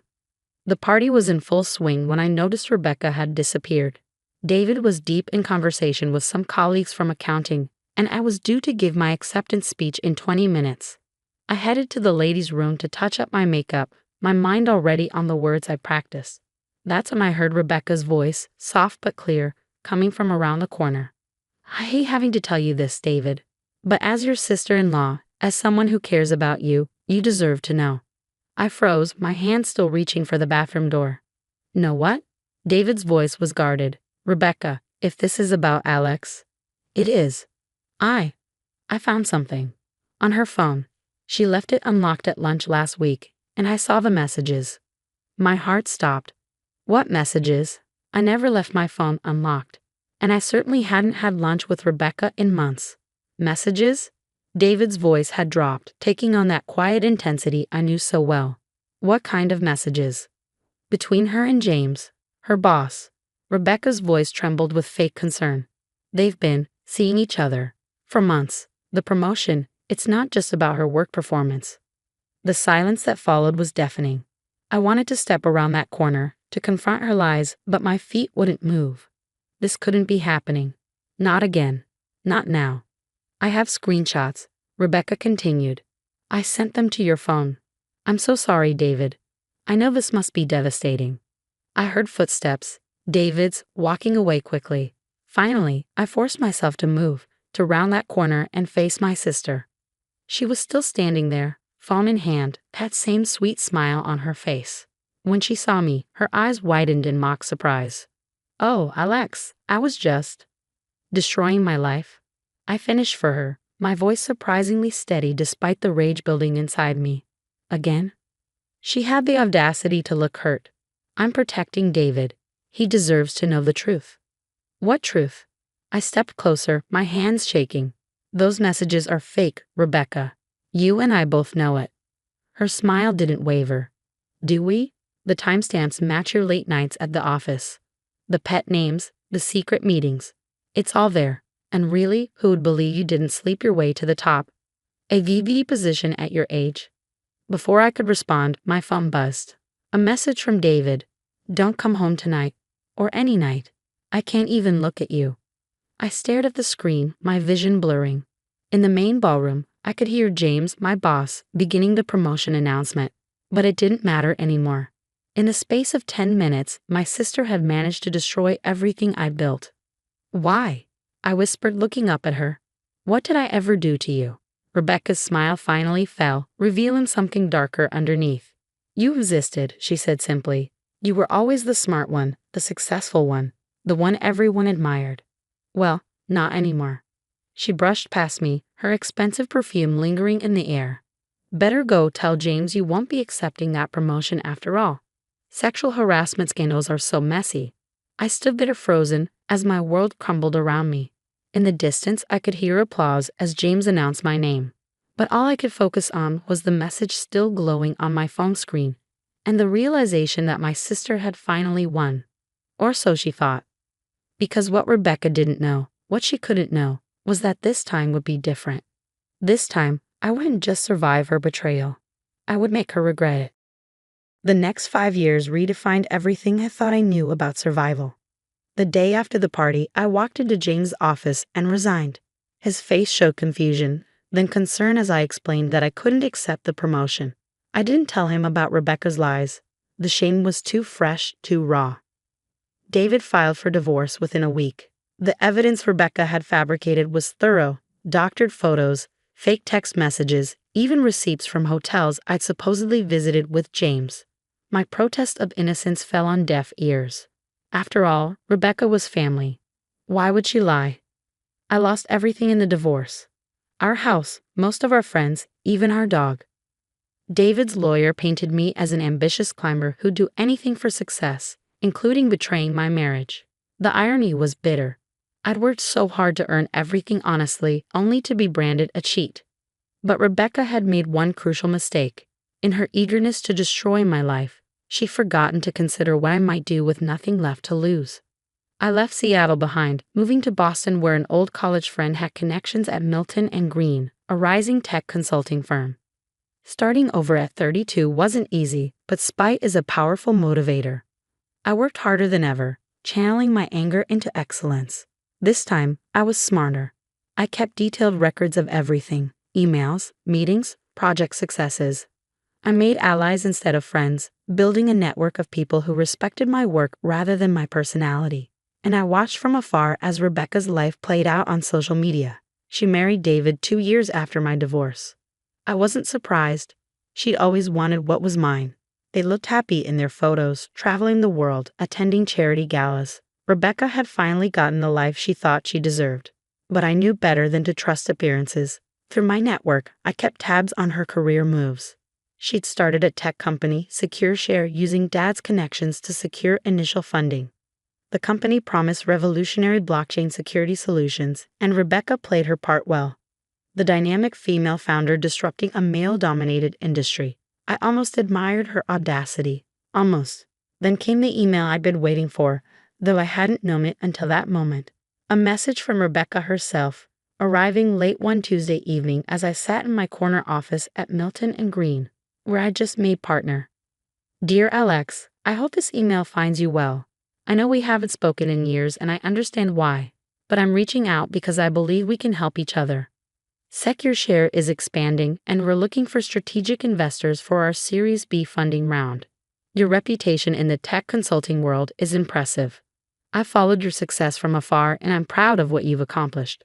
We're offering early access to this investment opportunity to a select group of individuals. Given your expertise and our family connection, I wanted to extend this offer personally. The potential returns are substantial.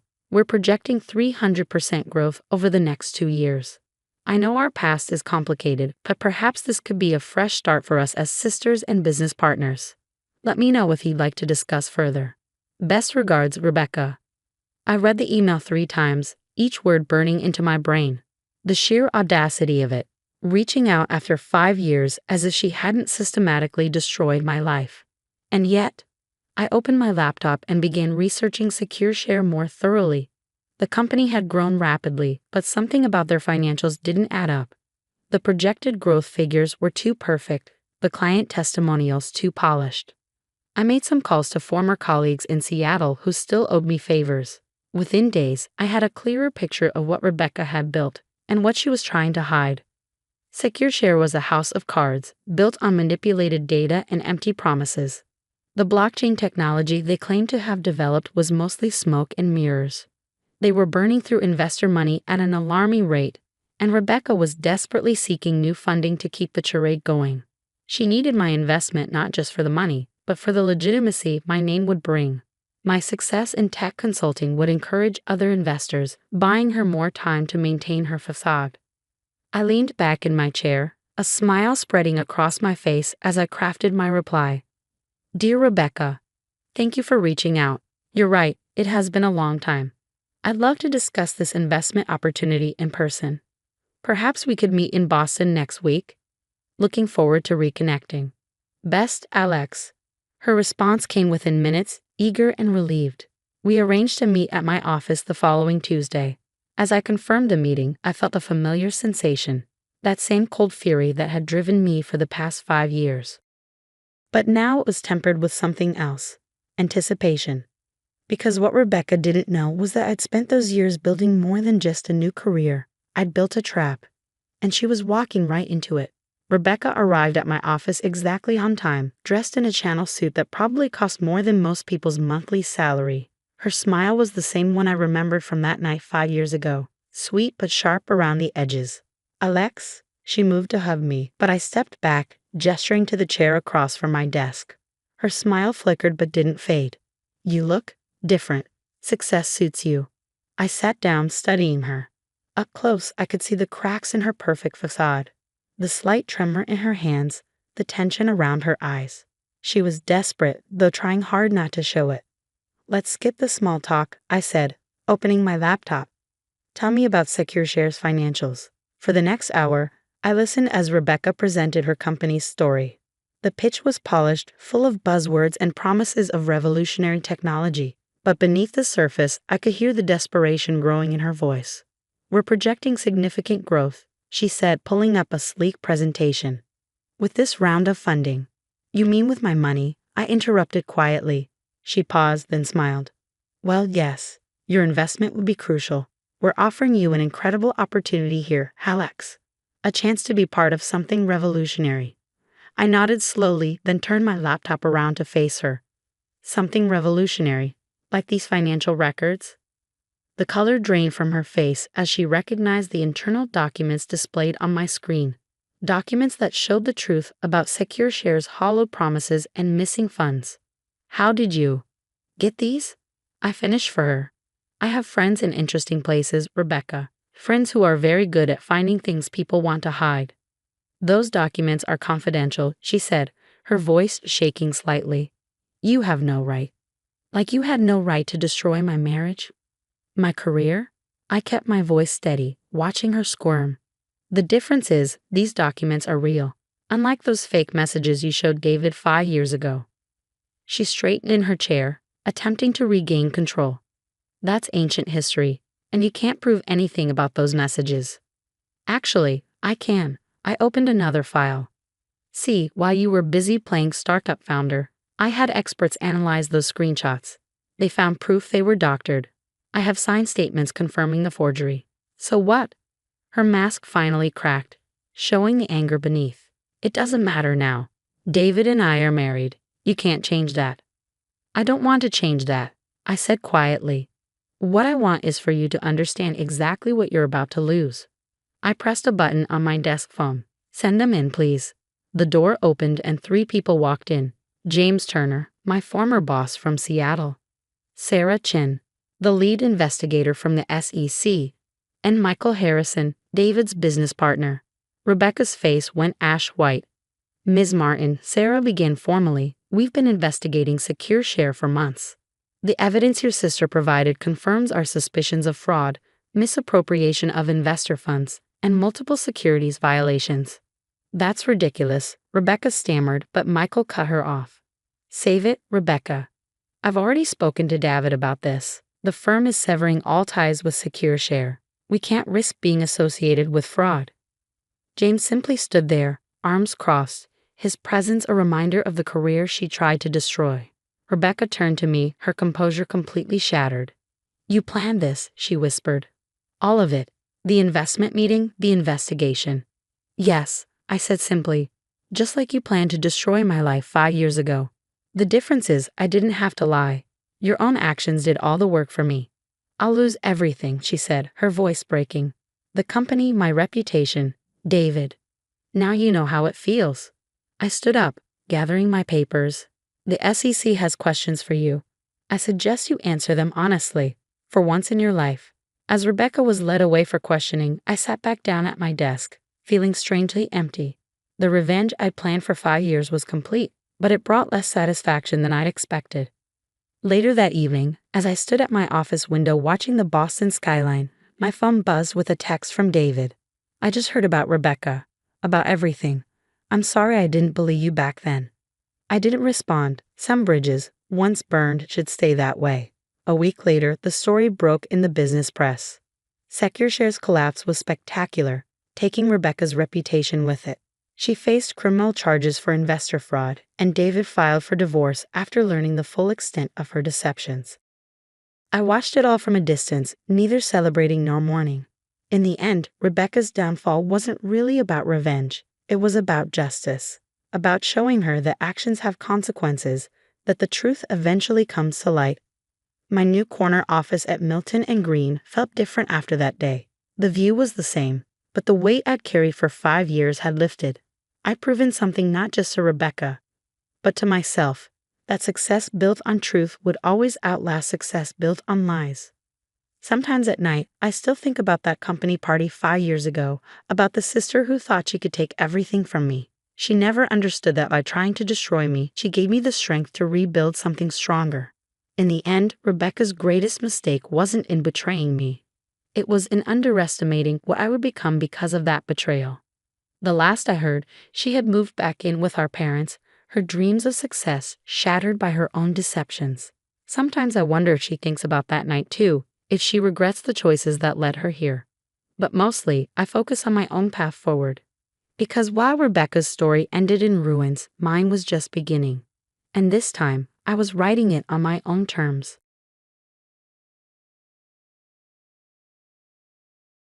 Hi, I'm Rebecca Chen, and this is the story of how my silly little hobby saved my family from financial ruin, though my husband and in-laws took their time learning to appreciate it. Sometimes life's greatest victories come when people underestimate you. I should know, I've been underestimated my entire married life. I still remember the day I told my husband, Michael, that I wanted to start an online business. We were sitting in our kitchen, the one his parents had helped us buy in a suitable neighborhood for their son, the VP of operations at Chen Industries. The morning sun streamed through the windows as I excitedly explained my business plan for curating luxury sustainable fashion boxes. Honey, he said, barely looking up from his Wall Street journal, why don't you focus on planning the next charity gala instead? You're so good at that. His dismissive tone felt like a paper cut, small but stinging. My mother-in-law, Helen, who had the unfortunate habit of dropping by unannounced, chose that moment to sweep in. Online shopping, she scoffed, her perfectly manicured nails drumming against her designer handbag. Darling, we Chen women organize charity events and support our husbands. Leave business to the men. I wanted to remind her that before marrying Michael, I'd earned my MBA from Stanford. But in the Chen family, my degree was treated like an attractive accessory, nice to mention at parties, but not meant for actual use. That evening, after Michael left for another essential business dinner, I sat in my home office and launched my website anyway. I'd spent 6 months researching sustainable fashion brands, building relationships with designers, and studying market trends. I called it Greenland Box, a luxury subscription service that delivered carefully curated, sustainable fashion pieces to environmentally conscious professionals. For 3 months, I worked in secret, packing boxes in our garage while my husband was at work. Helen would stop by, see me in casual clothes, sorting through inventory, and click her tongue disapprovingly. If you're bored, dear, the hospital board always needs volunteers, she'd suggest, as if I were a child needing direction. The first sign that I might be onto something came when a major fashion influencer featured one of my boxes on her Instagram. Orders jumped from 50 to 500 overnight. I hired 2 part-time college students to help with fulfillment, converting half our 3-car garage into a makeshift warehouse. Michael barely noticed. He was too busy at Chen Industries, where his father was grooming him to take over as CEO. At family dinners, they discussed business strategies while shooting concerned glances at my cluttered garage. It's just a phase, my father-in-law would assure Michael. Let her play entrepreneur for a while. Then came the feature in Vogue's sustainable fashion issue. They called Greenland Box revolutionary and the future of conscious luxury. Our subscriber base exploded. I leased a small warehouse and hired a full team. But I still hadn't told my husband how big the business had grown. Why bother? He still referred to it as my little project, when forced to acknowledge it at all. The real turning point came exactly 1 year after I launched. I was in my office, reviewing our latest quarterly reports. We'd hit 8 figures in revenue, when Michael burst through the door, his face ashen. The SEC is investigating Dad's company, he blurted out. They're freezing all our assets. I looked up from my laptop, where I'd just approved payroll for my 60 employees. What happened? I asked, my heart racing. Not for our finances, I had those covered, but for the pain in my husband's eyes. Dad's partner has been cooking the books for years, he whispered, collapsing into a chair. Everything's gone. The company, our savings, my job, even this house. It's all tied to company assets. I took a deep breath. Michael, there's something I need to show you. But before I could pull up my company's financials, Helen burst in, mascara streaming down her face. It's all gone, she wailed. 30 years of building this family's legacy, destroyed. How will we survive? Rebecca, you'll have to sell your little jewelry-making business or whatever it is. I smiled slightly, thinking of the warehouse down the street where my team was preparing our upcoming holiday collection. Actually, Mom, I said, turning my laptop around. I think it's time we had a family meeting about my little business. The silence in my home office was deafening as Michael and Helen stared at my laptop screen. The quarterly report showed Greenland Box revenue, $12.8 million in just the last 3 months. This must be a mistake, Helen whispered, her manicured hand trembling as she adjusted her pearl necklace. How could you possibly? Michael kept scrolling through the financial documents, his banking background helping him understand exactly what he was seeing. These profit margins, the growth trajectory. Rebecca, are these numbers real? I pulled up our company's profile on Bloomberg Termo, a subscription I'd kept from my MBA days.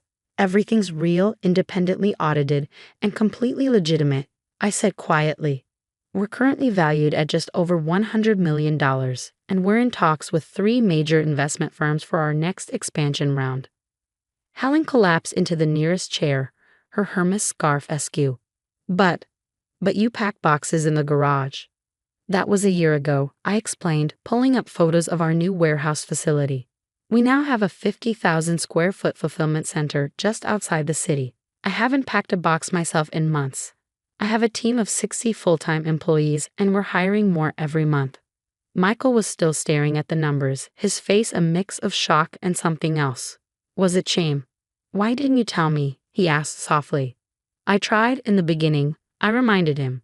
Remember that morning in the kitchen? You told me to stick to planning charity galas. After that, I figured I'd let the business speak for itself when the time was right. Just then, my phone buzzed. It was my CEO dashboard alert. We just signed our 50,000th subscriber.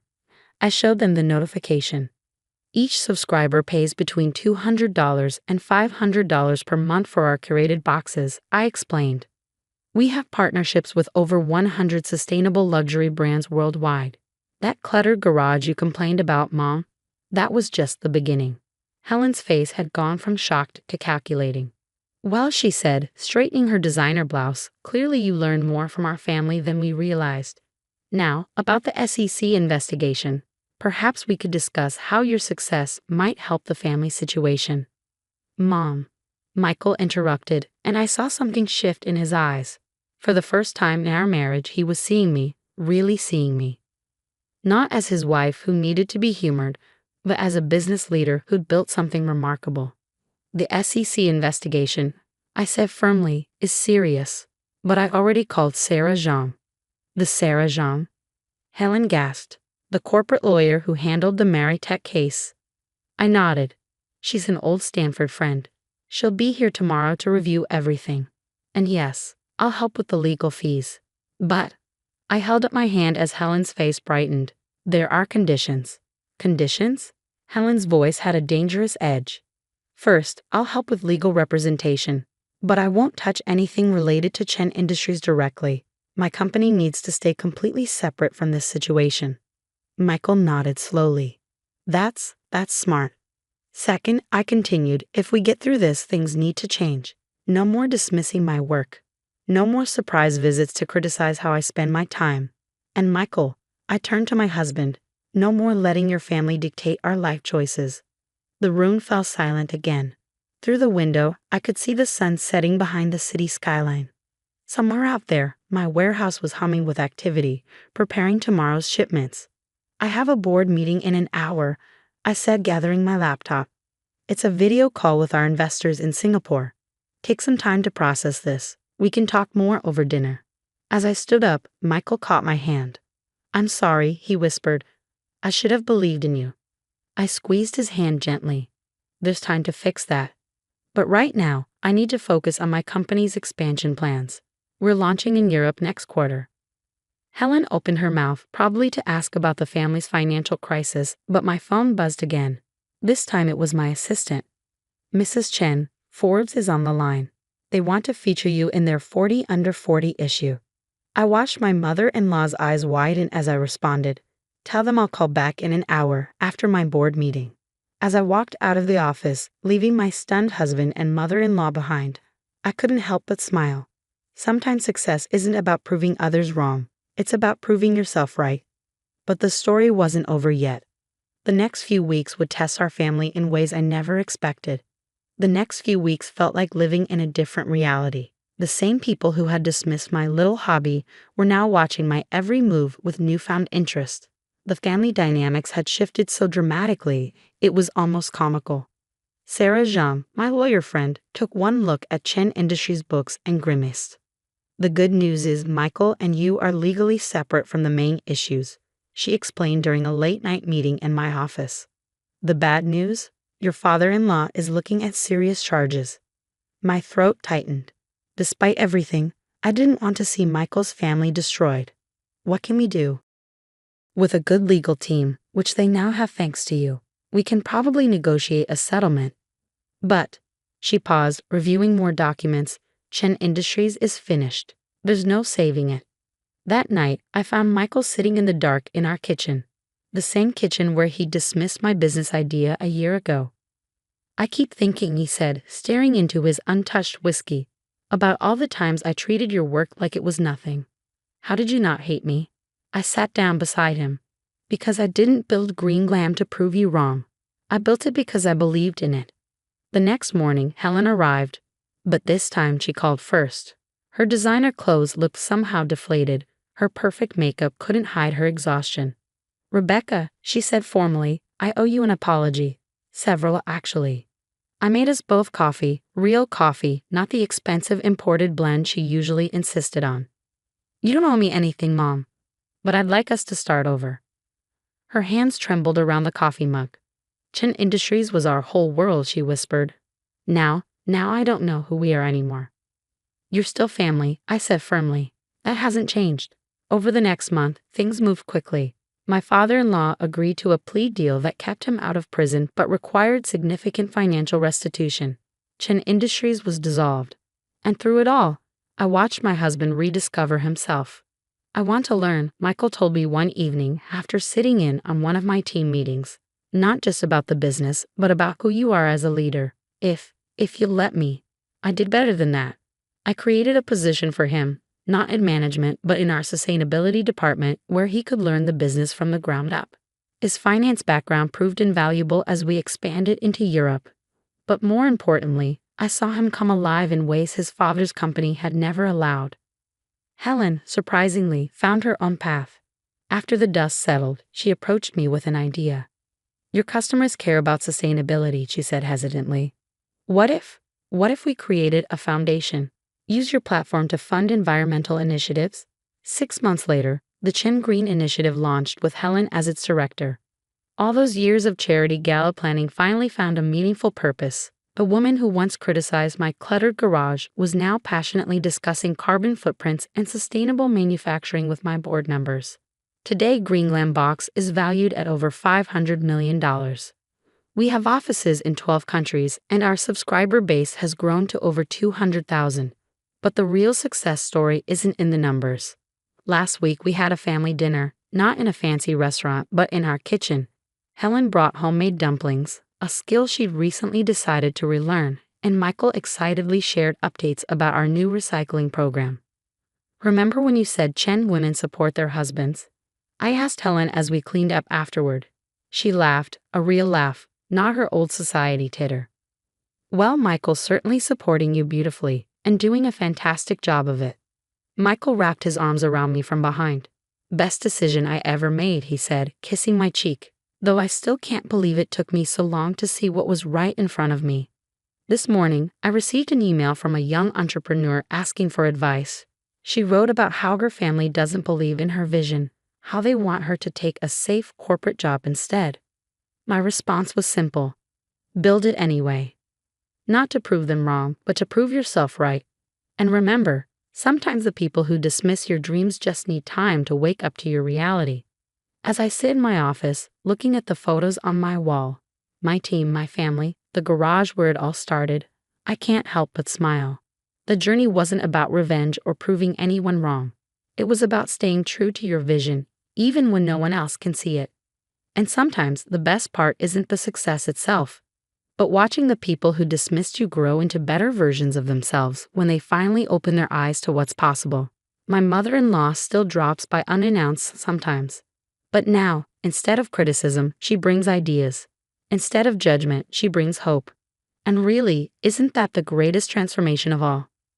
They say success is the best revenge, but I've learned it's not about revenge at all. It's about growth, not just your own, but the growth you inspire in others, even the ones who never believed in you in the first place. As for that garage where I started, I kept it exactly as it is, cluttered boxes and all. Sometimes, when I need inspiration, I go there and remember where it all began. Because sometimes the biggest dreams start in the smallest spaces, and the greatest victories come from the moments when everyone else says you can't.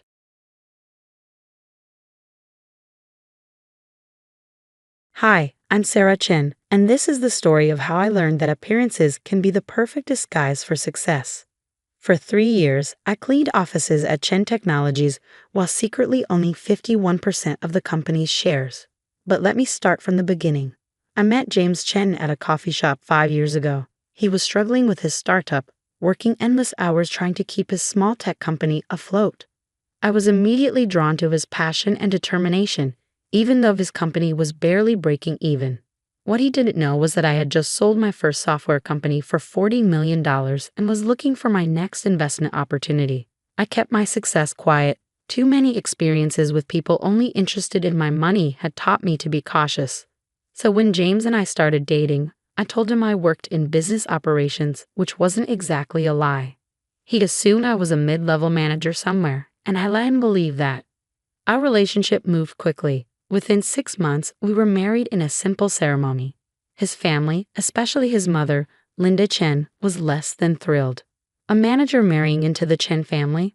She'd whisper loud enough for me to hear. James could have done so much better.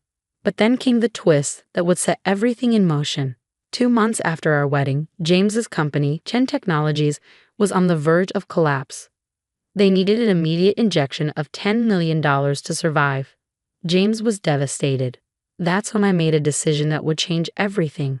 I would help, but on my terms. I created a shell company, Phoenix Investments, and approached Chen Technologies as an interested investor. The deal was simple: $10 million for 51% of the company. James was hesitant to lose control, but with no other options, he agreed. What he didn't know was that his new majority shareholder was actually his wife. Here's where things got interesting. To keep an eye on my investment while maintaining my cover, I took a job as the office cleaner at Chen Technologies. James was embarrassed, his wife working as a cleaner at his company, but I insisted, saying we needed the extra money.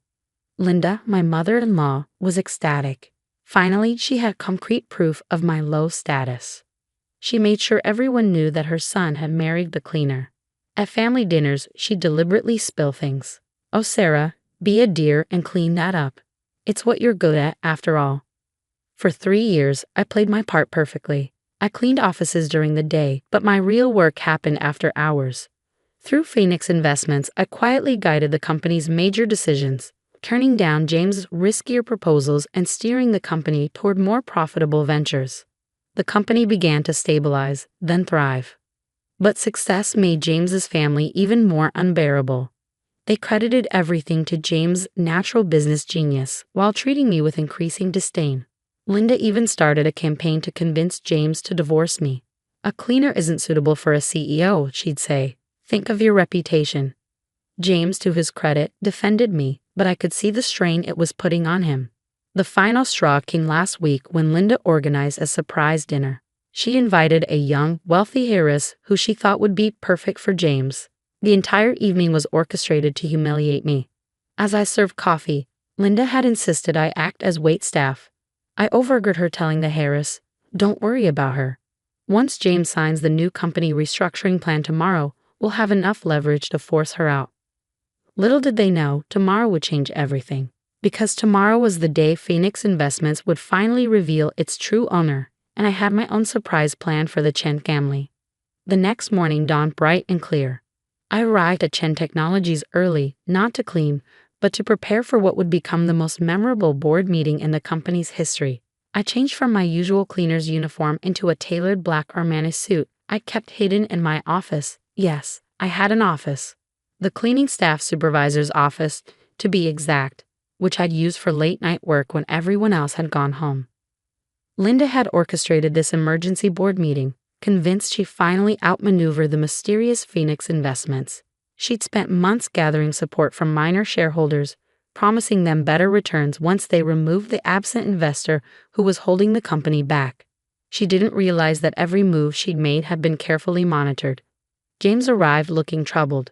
He'd mentioned the meeting to me the night before, apologizing that I couldn't attend since it was high-level business stuff. I just smiled and told him I'd be busy cleaning the conference room anyway. He'd winced at that, and I'd seen the doubt in his eyes, the same doubt his mother had been carefully nurturing. The board members filed in at 9 a.m. sharp. Linda swept in last, wearing a triumphant smile, followed by her personal lawyer. She'd even invited several business reporters, planning to make the leadership transition a public spectacle. I watched through the conference room's glass walls as she took her seat beside James, patting his hand like a mother about to watch her child win a school prize. Before we begin, Linda announced, standing up, I want to thank everyone for coming to this historic meeting. Today we'll be voting on a new direction for Chen Technologies, one that will finally unleash its true potential. She shot a meaningful look at the reporters. That was my cue. I walked into the conference room, my heels clicking against the hardwood floor.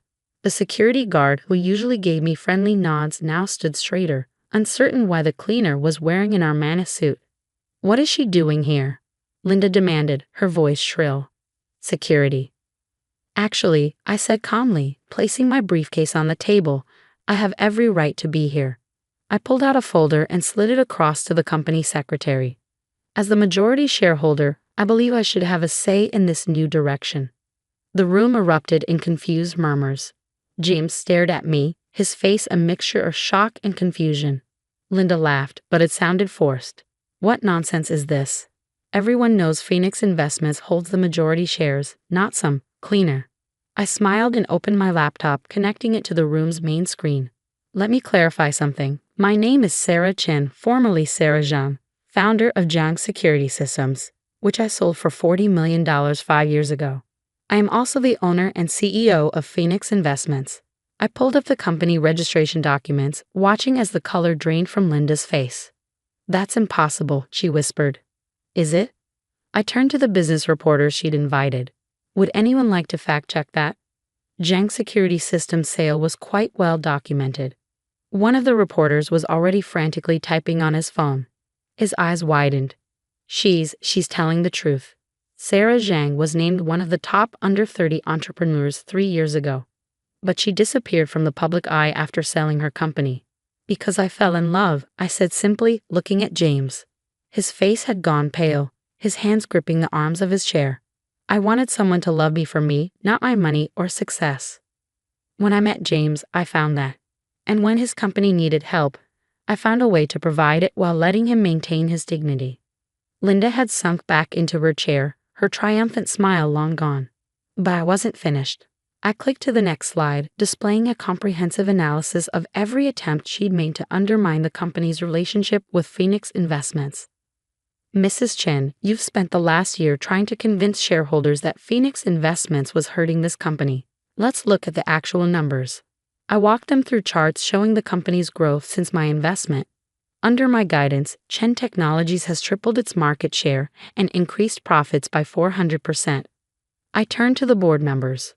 The restructuring plan you were brought here to vote on would have stripped Phoenix Investments, stripped me, of my voting rights through a complex shell game of subsidiary corporations. Did anyone bother to ask why a majority shareholder who'd helped deliver such strong returns needed to be removed? The board members shifted uncomfortably, avoiding Linda's desperate glances. The reporters were typing frantically on their phones. This was definitely not the story they'd expected to cover today. Sarah, James finally spoke, his voice hoarse. Why didn't you tell me? I moved to stand beside him, placing my hand on his shoulder. Because you needed to become the leader I knew you could be without living in my shadow. Every decision you made, every success you achieved, was your own. I just helped guide the company away from the riskier ventures. All those nights you came home late from cleaning, he said, realization dawning in his eyes. I was working in my office, reviewing contracts and financial reports. I squeezed his shoulder.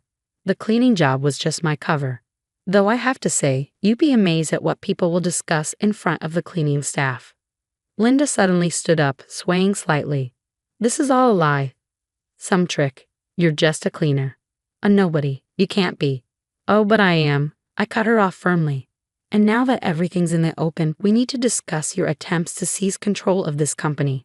The board members might be interested to know about the offshore accounts you've been promising them. I pulled up another document on the screen. Linda's eyes rolled back, and she crumpled to the floor in a dead faint. As people rushed to help her, I caught James's eye. He was still processing everything, but I saw the beginning of a smile tugging at his lips. You really cleaned up this situation, didn't you?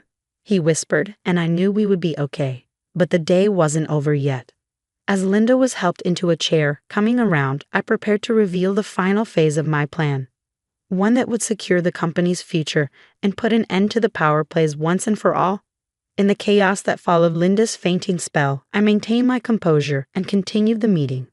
After all, I hadn't spent 3 years building this company to let one dramatic revelation derail our future. As Linda was helped back into her chair, still pale and shaking, I moved to the next phase of my presentation. Now that we've cleared up the matter of ownership, I said, clicking to a new slide, let's discuss Chen Technologies' future.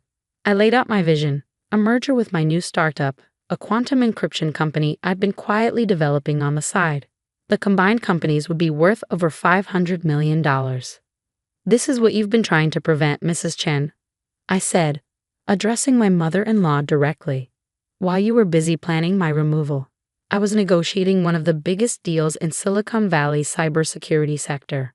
The reporters were practically salivating. One had already published a breaking news tweet that was going viral.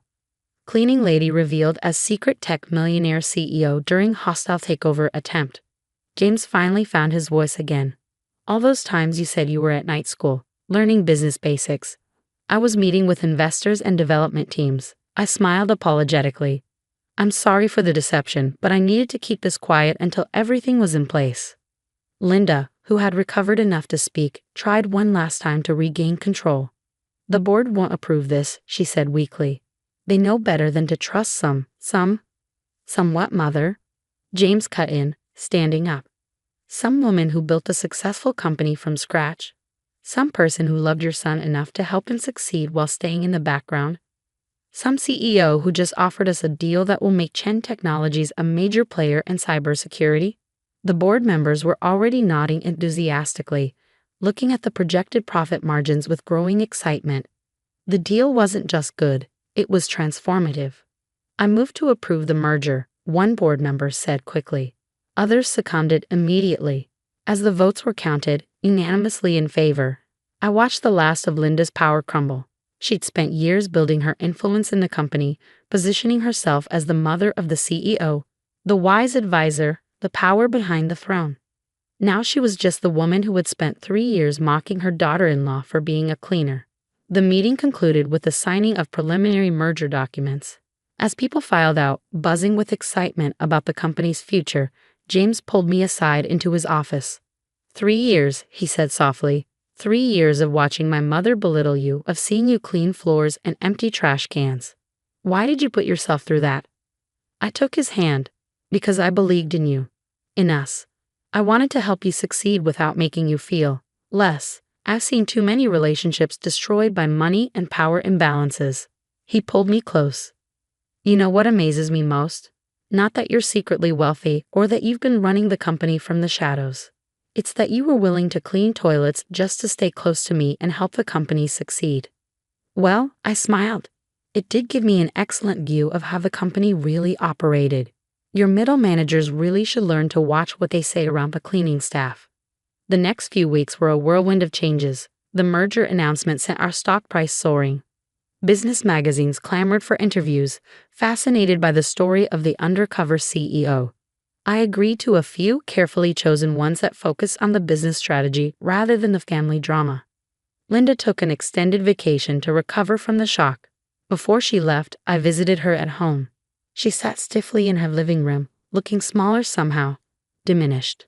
I don't expect us to be friends, I told her honestly, but I love your son, and this company has been his dream since before I met him.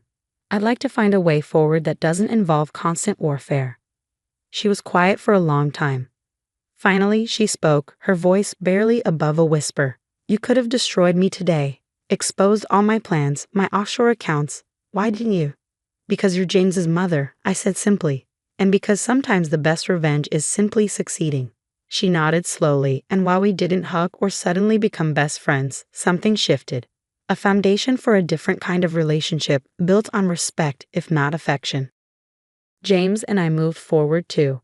He insisted on taking me to dinner at the coffee shop where we first met. As we sat in the same booth where I'd first fallen for his passionate talk about his struggling startup, he took my hand. You know what this means, right? He said with a grin. No more pretending. No more cleaning uniforms. I squeezed his hand. Actually, I think I'll keep doing the cleaning supervisor rounds once a week. You'd be amazed what people tell the cleaning lady. It's better than any management consultant's report. We laughed together, and I felt the last weight lift from my shoulders. The truth was finally out, and our future was brighter than ever. Today, 6 months later, Chen Technologies Zhang Security is the fastest growing cybersecurity firm in Silicon Valley. James and I run it together, true partners at last. Linda has returned from her vacation with a slightly different attitude.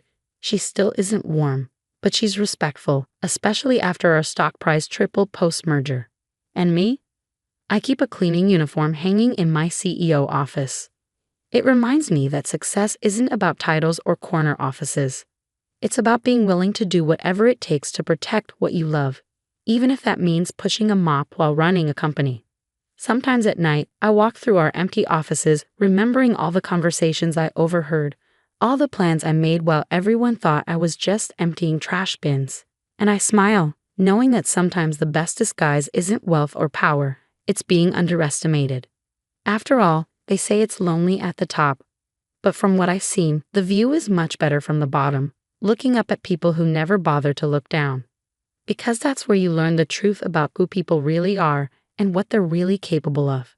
And as for James, he still occasionally teases me about my night school classes, but now when he introduces me at business functions, he always adds with a proud smile, my wife. She really knows how to clean up in business.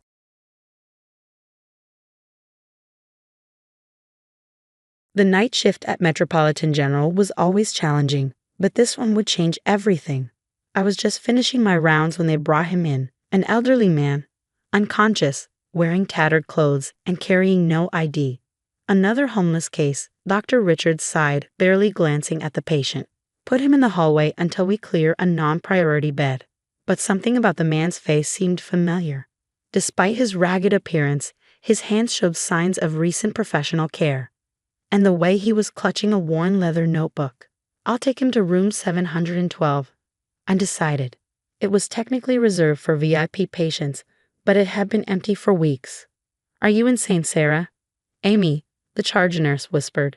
If Dr. Harrison finds out you put a homeless man in a VIP suite. Dr. Victoria Harrison wasn't just any hospital administrator. She was the CEO who turned Metropolitan General from a caring community hospital into a profit-focused corporation. Under her leadership, non-priority patients were often left waiting for hours. Everyone deserves proper care, I replied, remembering my own father's last days in a hospital hallway. Help me move him. As we transferred the mystery patient, his notebook fell open. I caught a glimpse of complex medical diagrams before quickly closing it. Something wasn't adding up. I spent my entire shift monitoring him, neglecting the paperwork Dr. Harrison always insisted was more important than excessive patient attention. His vitals were stable but concerning. Every instinct told me this man needed careful observation. At 6 a.m., Dr. Harrison's clicking heels announced her early morning inspection. She stopped dead when she saw our hallway empty of waiting patients. Where are the overflow cases? She demanded. Room 712, I answered honestly. I assessed the situation and... You put someone in a VIP suite without authorization. Her perfectly painted lips curled in disgust. Who? John Doe case, approximately 70 years old, brought in at 2 a.m. with a homeless man. She cut me off. In my VIP wing, she stormed into room 712, taking in the scene with growing fury. Are you deliberately trying to destroy this hospital's reputation? He needs proper care. I stood my ground. His symptoms indicate. Your job isn't to think, she snapped. It's to follow protocols, and protocol says non-paying patients wait in the hallway. That's not healthcare, I protested. It's not what Metropolitan General used to stand for. Used to? She laughed coldly. You mean before I turned this failing hospital into a profitable enterprise? Clear this room immediately and consider yourself terminated. You can't fire her for providing care, Amy spoke up. I can fire her for misuse of hospital resources, Dr. Harrison smiled. Security, please escort Nurse Chen out of the building. And move this person to the hallway where he belongs. As security approached, the patient's heart monitor began beeping erratically. I rushed to his side, professional instincts taking over. Step away from him, Dr. Harrison ordered. You're no longer employed here. That's when the patient's eyes opened. He looked straight at me, then at Dr. Harrison, and spoke in a clear, educated voice. Actually, she works for me. We all do. Dr. Harrison froze. What? Thomas Chen, he said calmly, despite the monitor's warnings. Majority shareholder of Metropolitan General Hospital, and I believe we need to discuss how you've been running my father's legacy. The security guards stepped back. Dr. Harrison's face went from angry red to ghostly white. Because everyone in healthcare knew the Chen name, the family that had built Metropolitan General from a small clinic into a major hospital before mysteriously disappearing 15 years ago. But as Dr. Harrison stammered excuses, I noticed something alarming on the monitors. Mr. Chen's stable condition was rapidly deteriorating, and his next words confirmed my worst fears. Sarah, I'm afraid I've been poisoned. Code blue. I shouted, already moving to action as Mr. Chen's vitals plummeted. Amy, get me a toxicology kit. Dr. Harrison stood frozen, her perfect composure cracking. Stop, you're not employed here anymore. You can't. Either help or get out of my way, I snapped, starting emergency protocols. Years of ER experience took over as I worked to stabilize him. Mr. Chen grabbed my hand weakly. The notebook, he whispered. Don't let her.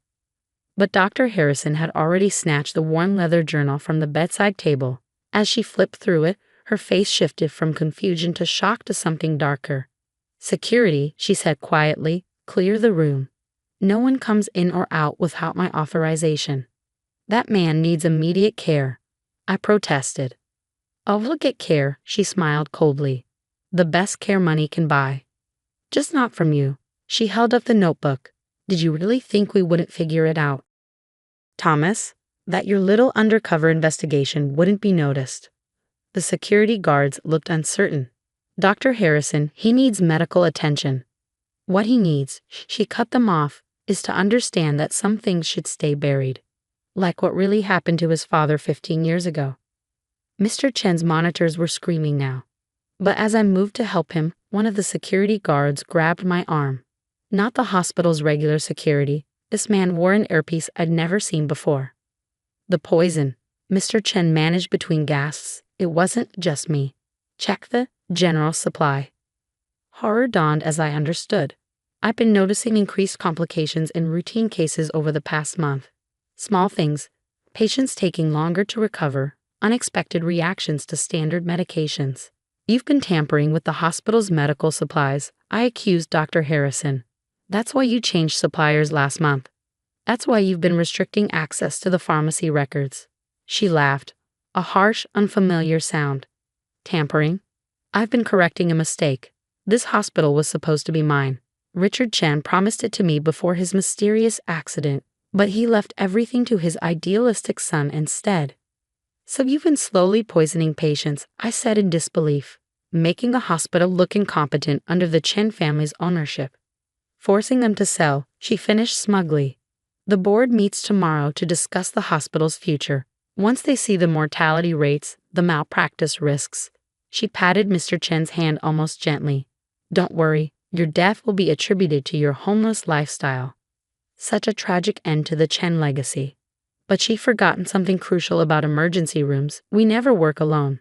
And while she'd been focused on me, Amy had slipped out during the chaos.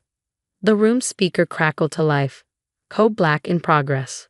All personnel implement Protocol 17 immediately. Dr. Harrison's face went pale. No, that's impossible. That protocol was deleted years ago, was it? Mr. Chen's voice was weak but clear, or did you just think it was? The light suddenly shifted to ultraviolet, revealing something shocking on Dr. Harrison's hands and clothes, traces of the very poison she'd been using glowing in unmistakable blue under the specialized light.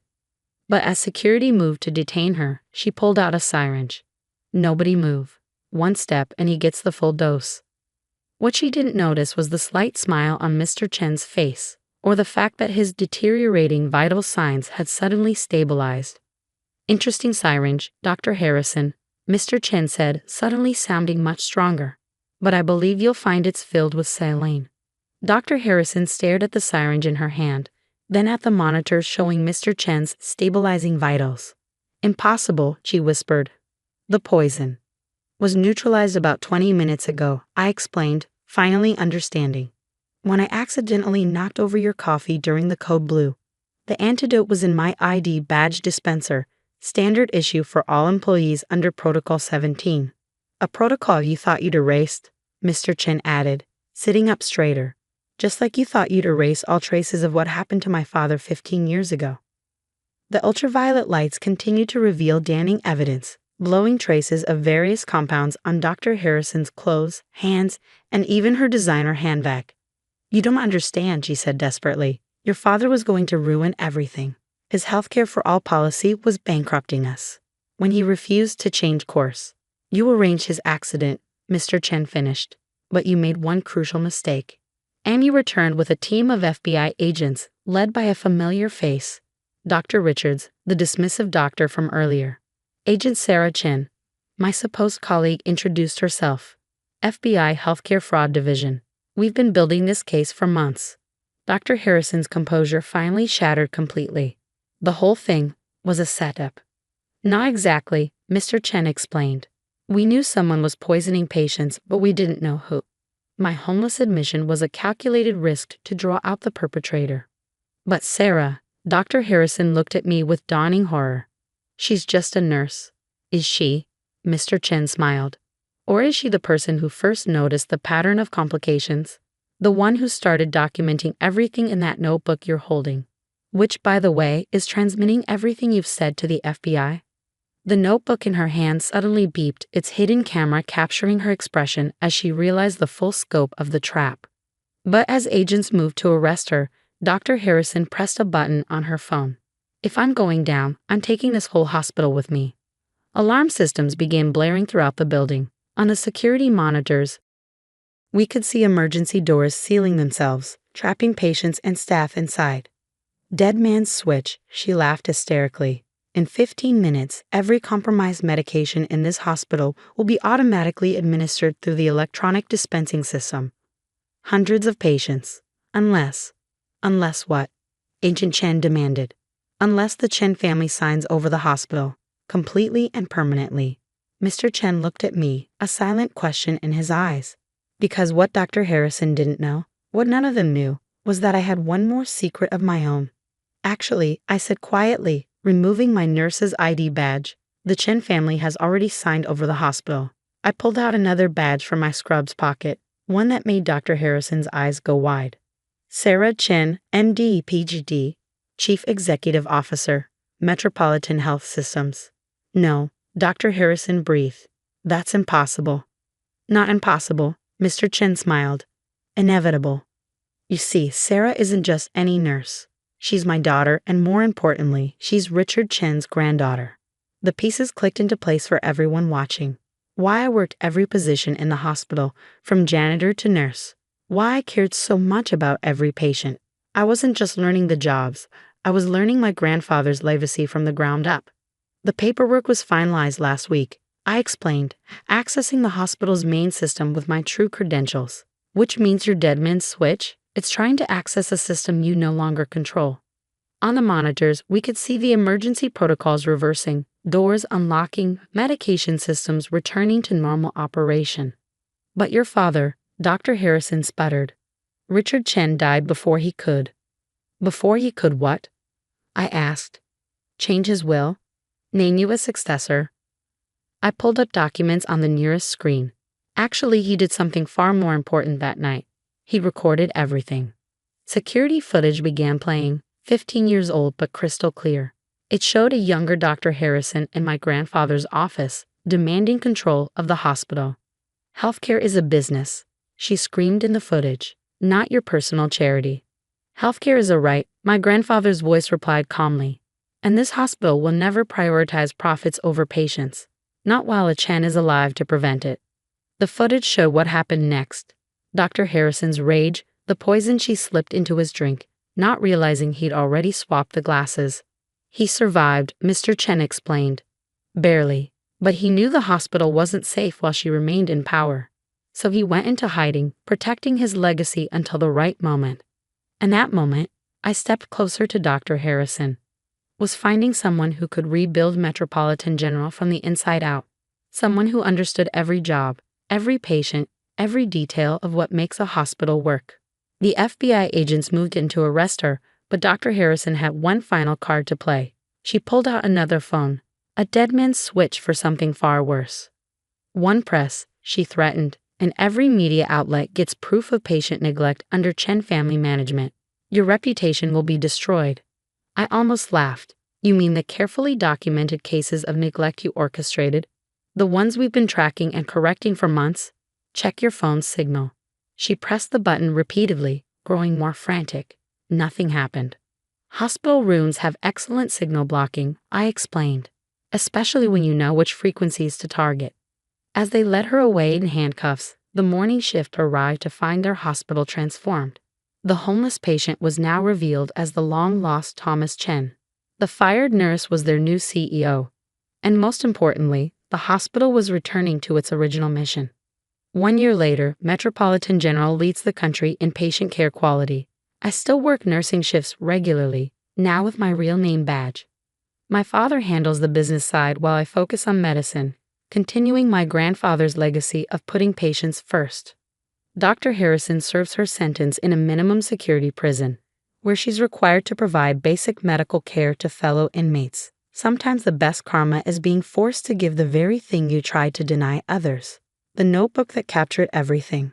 It sits in my office, a reminder that the most important medical tool isn't technology or money. It's the willingness to care for every patient, regardless of their appearance or ability to pay. After all, you never know when the homeless person in your emergency room might turn out to be someone extraordinary, or more importantly, when an ordinary person might need extraordinary care.